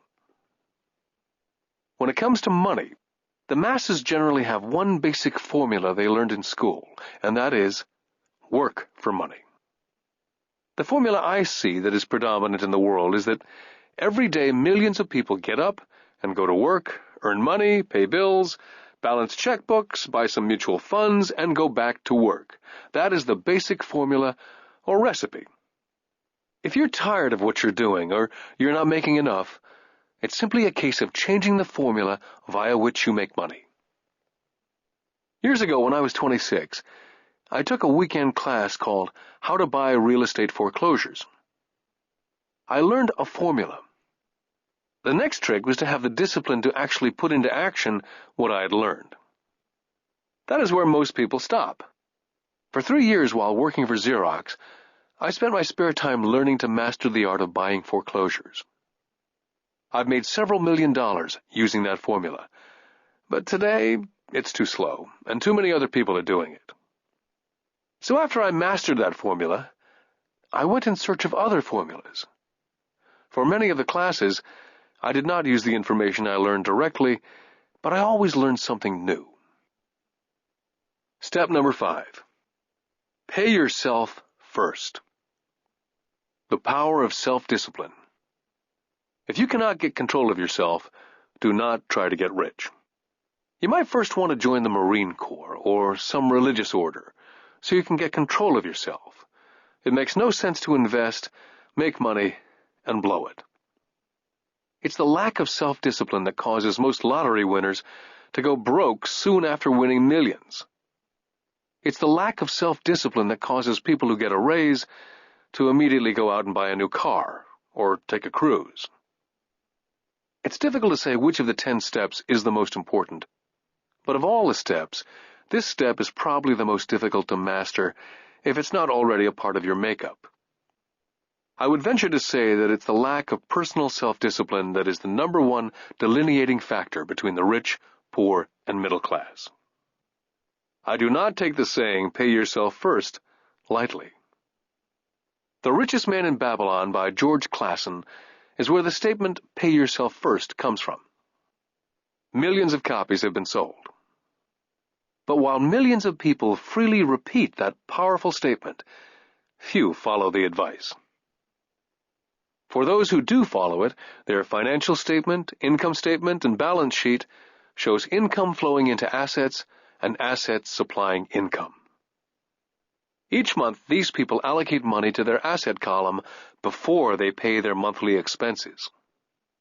Although millions of people have read Clason's book and understand the words "pay yourself first," in reality they pay themselves last. Now I can hear the howls from those of you who sincerely believe in paying your bills first. And I can hear all the responsible people who pay their bills on time. I'm not saying be irresponsible and not pay your bills. All I'm saying is do what the program says, which is pay yourself first. The reason I don't have high credit card debt and doodad debt is because I want to pay myself first. Although I pay my bills last, I am financially astute enough to not get into a tough financial situation. To ensure paying yourself first, don't get into large debt positions that you have to pay for. Keep your expenses low. Build up assets first. Then, buy the big house or a nice car. Being stuck in the rat race is not intelligent. And when you come up short, let the pressure build and don't dip into your savings or investments. Use the pressure to inspire your financial genius to come up with new ways of making more money and then pay your bills. You will have increased your ability to make more money as well as your financial intelligence. Step number 6. Pay your brokers well. I often see people posting a sign in front of their house that says, "For sale by owner." Or I see on TV today many people claiming to be discount brokers. My rich dad taught me to take the opposite tack. He believed in paying professionals well, and I have adopted that policy also. Today I have expensive attorneys, accountants, real estate brokers, and stockbrokers. Why? Because if, and I do mean if, the people are professionals, their services should make you money. And the more money they make, the more money I make. We live in an information age. Information is priceless. A good broker should provide you with information as well as take the time to educate you as to its meaning. Step number 7. Be an Indian giver. This is the power of getting something for nothing. When the first white settlers came to America, they were taken aback by a cultural practice some American Indians had. For example, if a settler was cold, the Indian would give the person a blanket. Mistaking it for a gift, the settler was often offended when the Indian asked for it back. The Indians also got upset when they realized the settlers did not want to give it back. That is where the term Indian giver came from. A simple cultural misunderstanding. In the world of the asset column, being an Indian giver is vital to wealth. The sophisticated investor's first question is, how fast do I get my money back? They also want to know what they get for free, also called a piece of the action. That is why the ROI, or return of and on investment, is so important.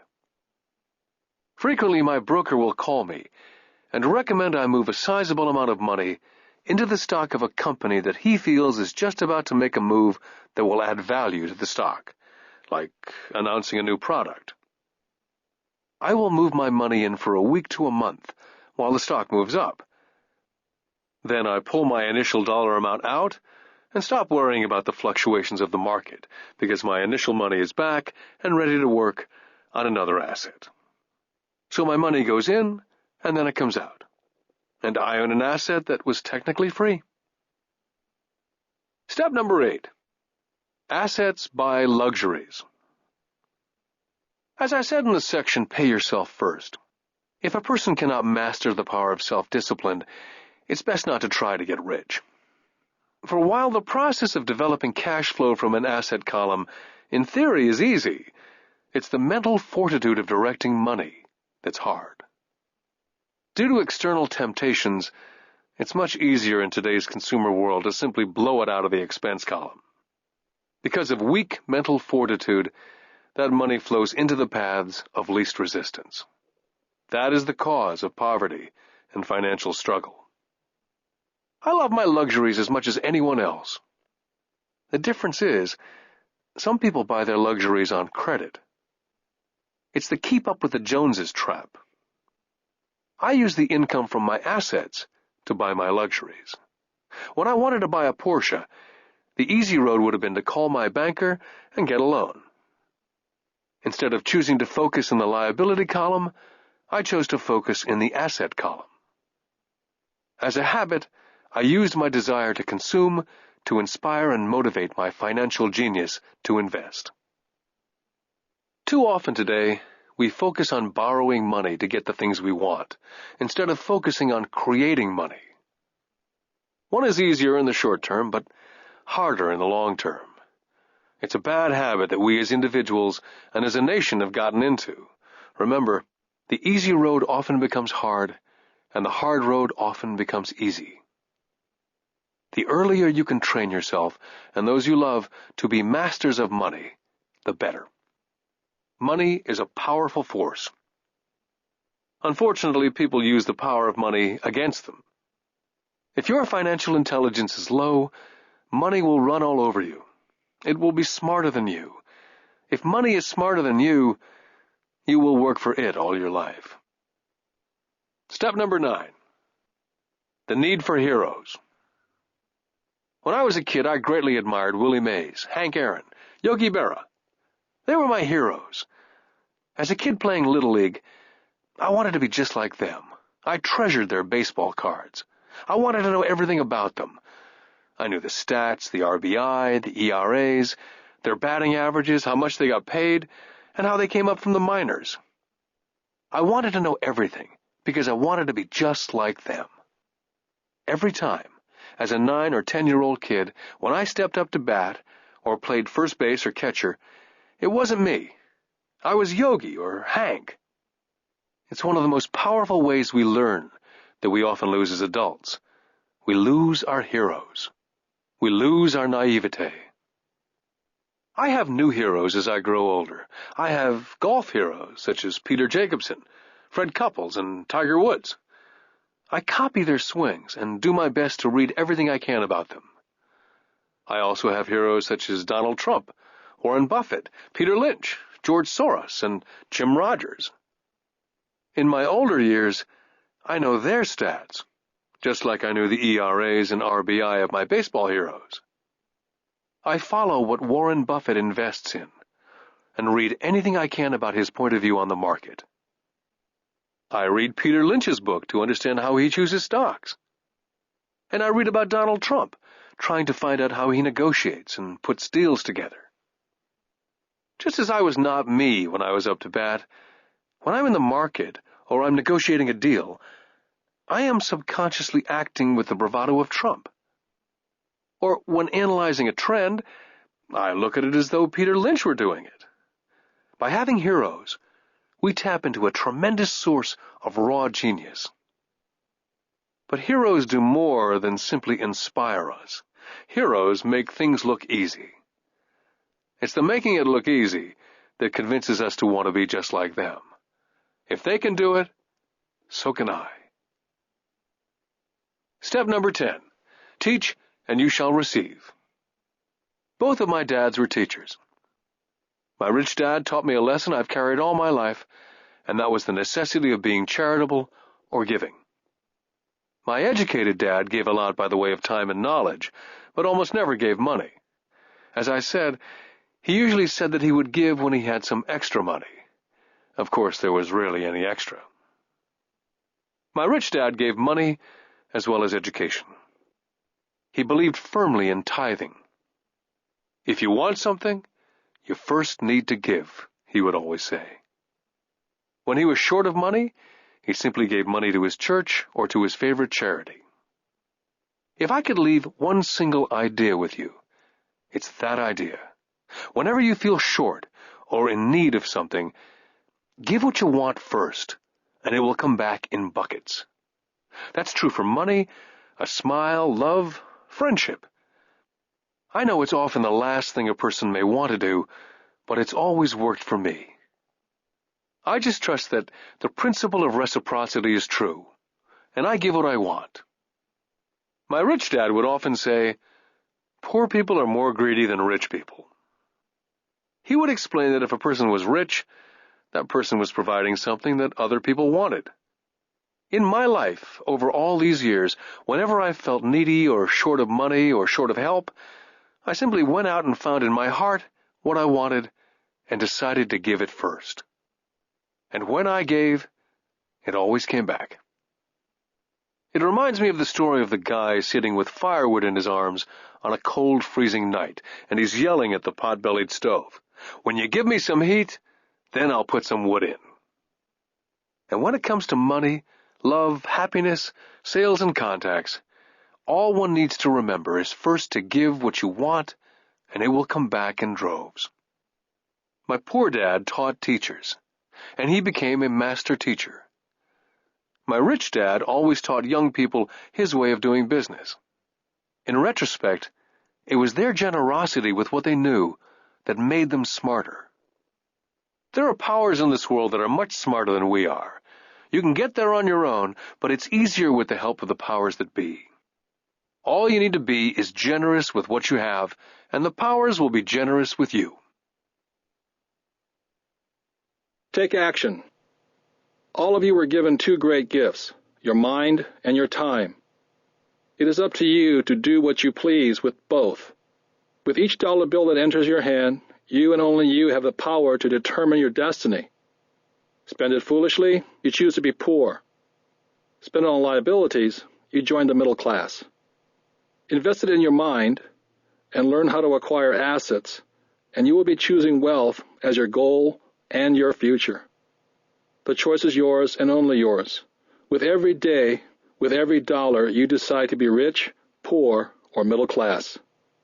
Choose to share this knowledge with your children, and you choose to prepare them for the world that awaits. No one else will. You and your children's future will be determined by choices you make today, not tomorrow. This has been a Time Warner Audiobooks production of Rich Dad, Poor Dad, written by Robert Kiyosaki with Sharon L. Lecter, CPA, and read by Stephen Hoy, featuring an introduction by Robert Kiyosaki. Executive producer, Maya Thomas. Produced and directed by John Brunette. Text abridged by John Whitman. Text edited by William Whittington. Production coordinated by Daniel Metcalf.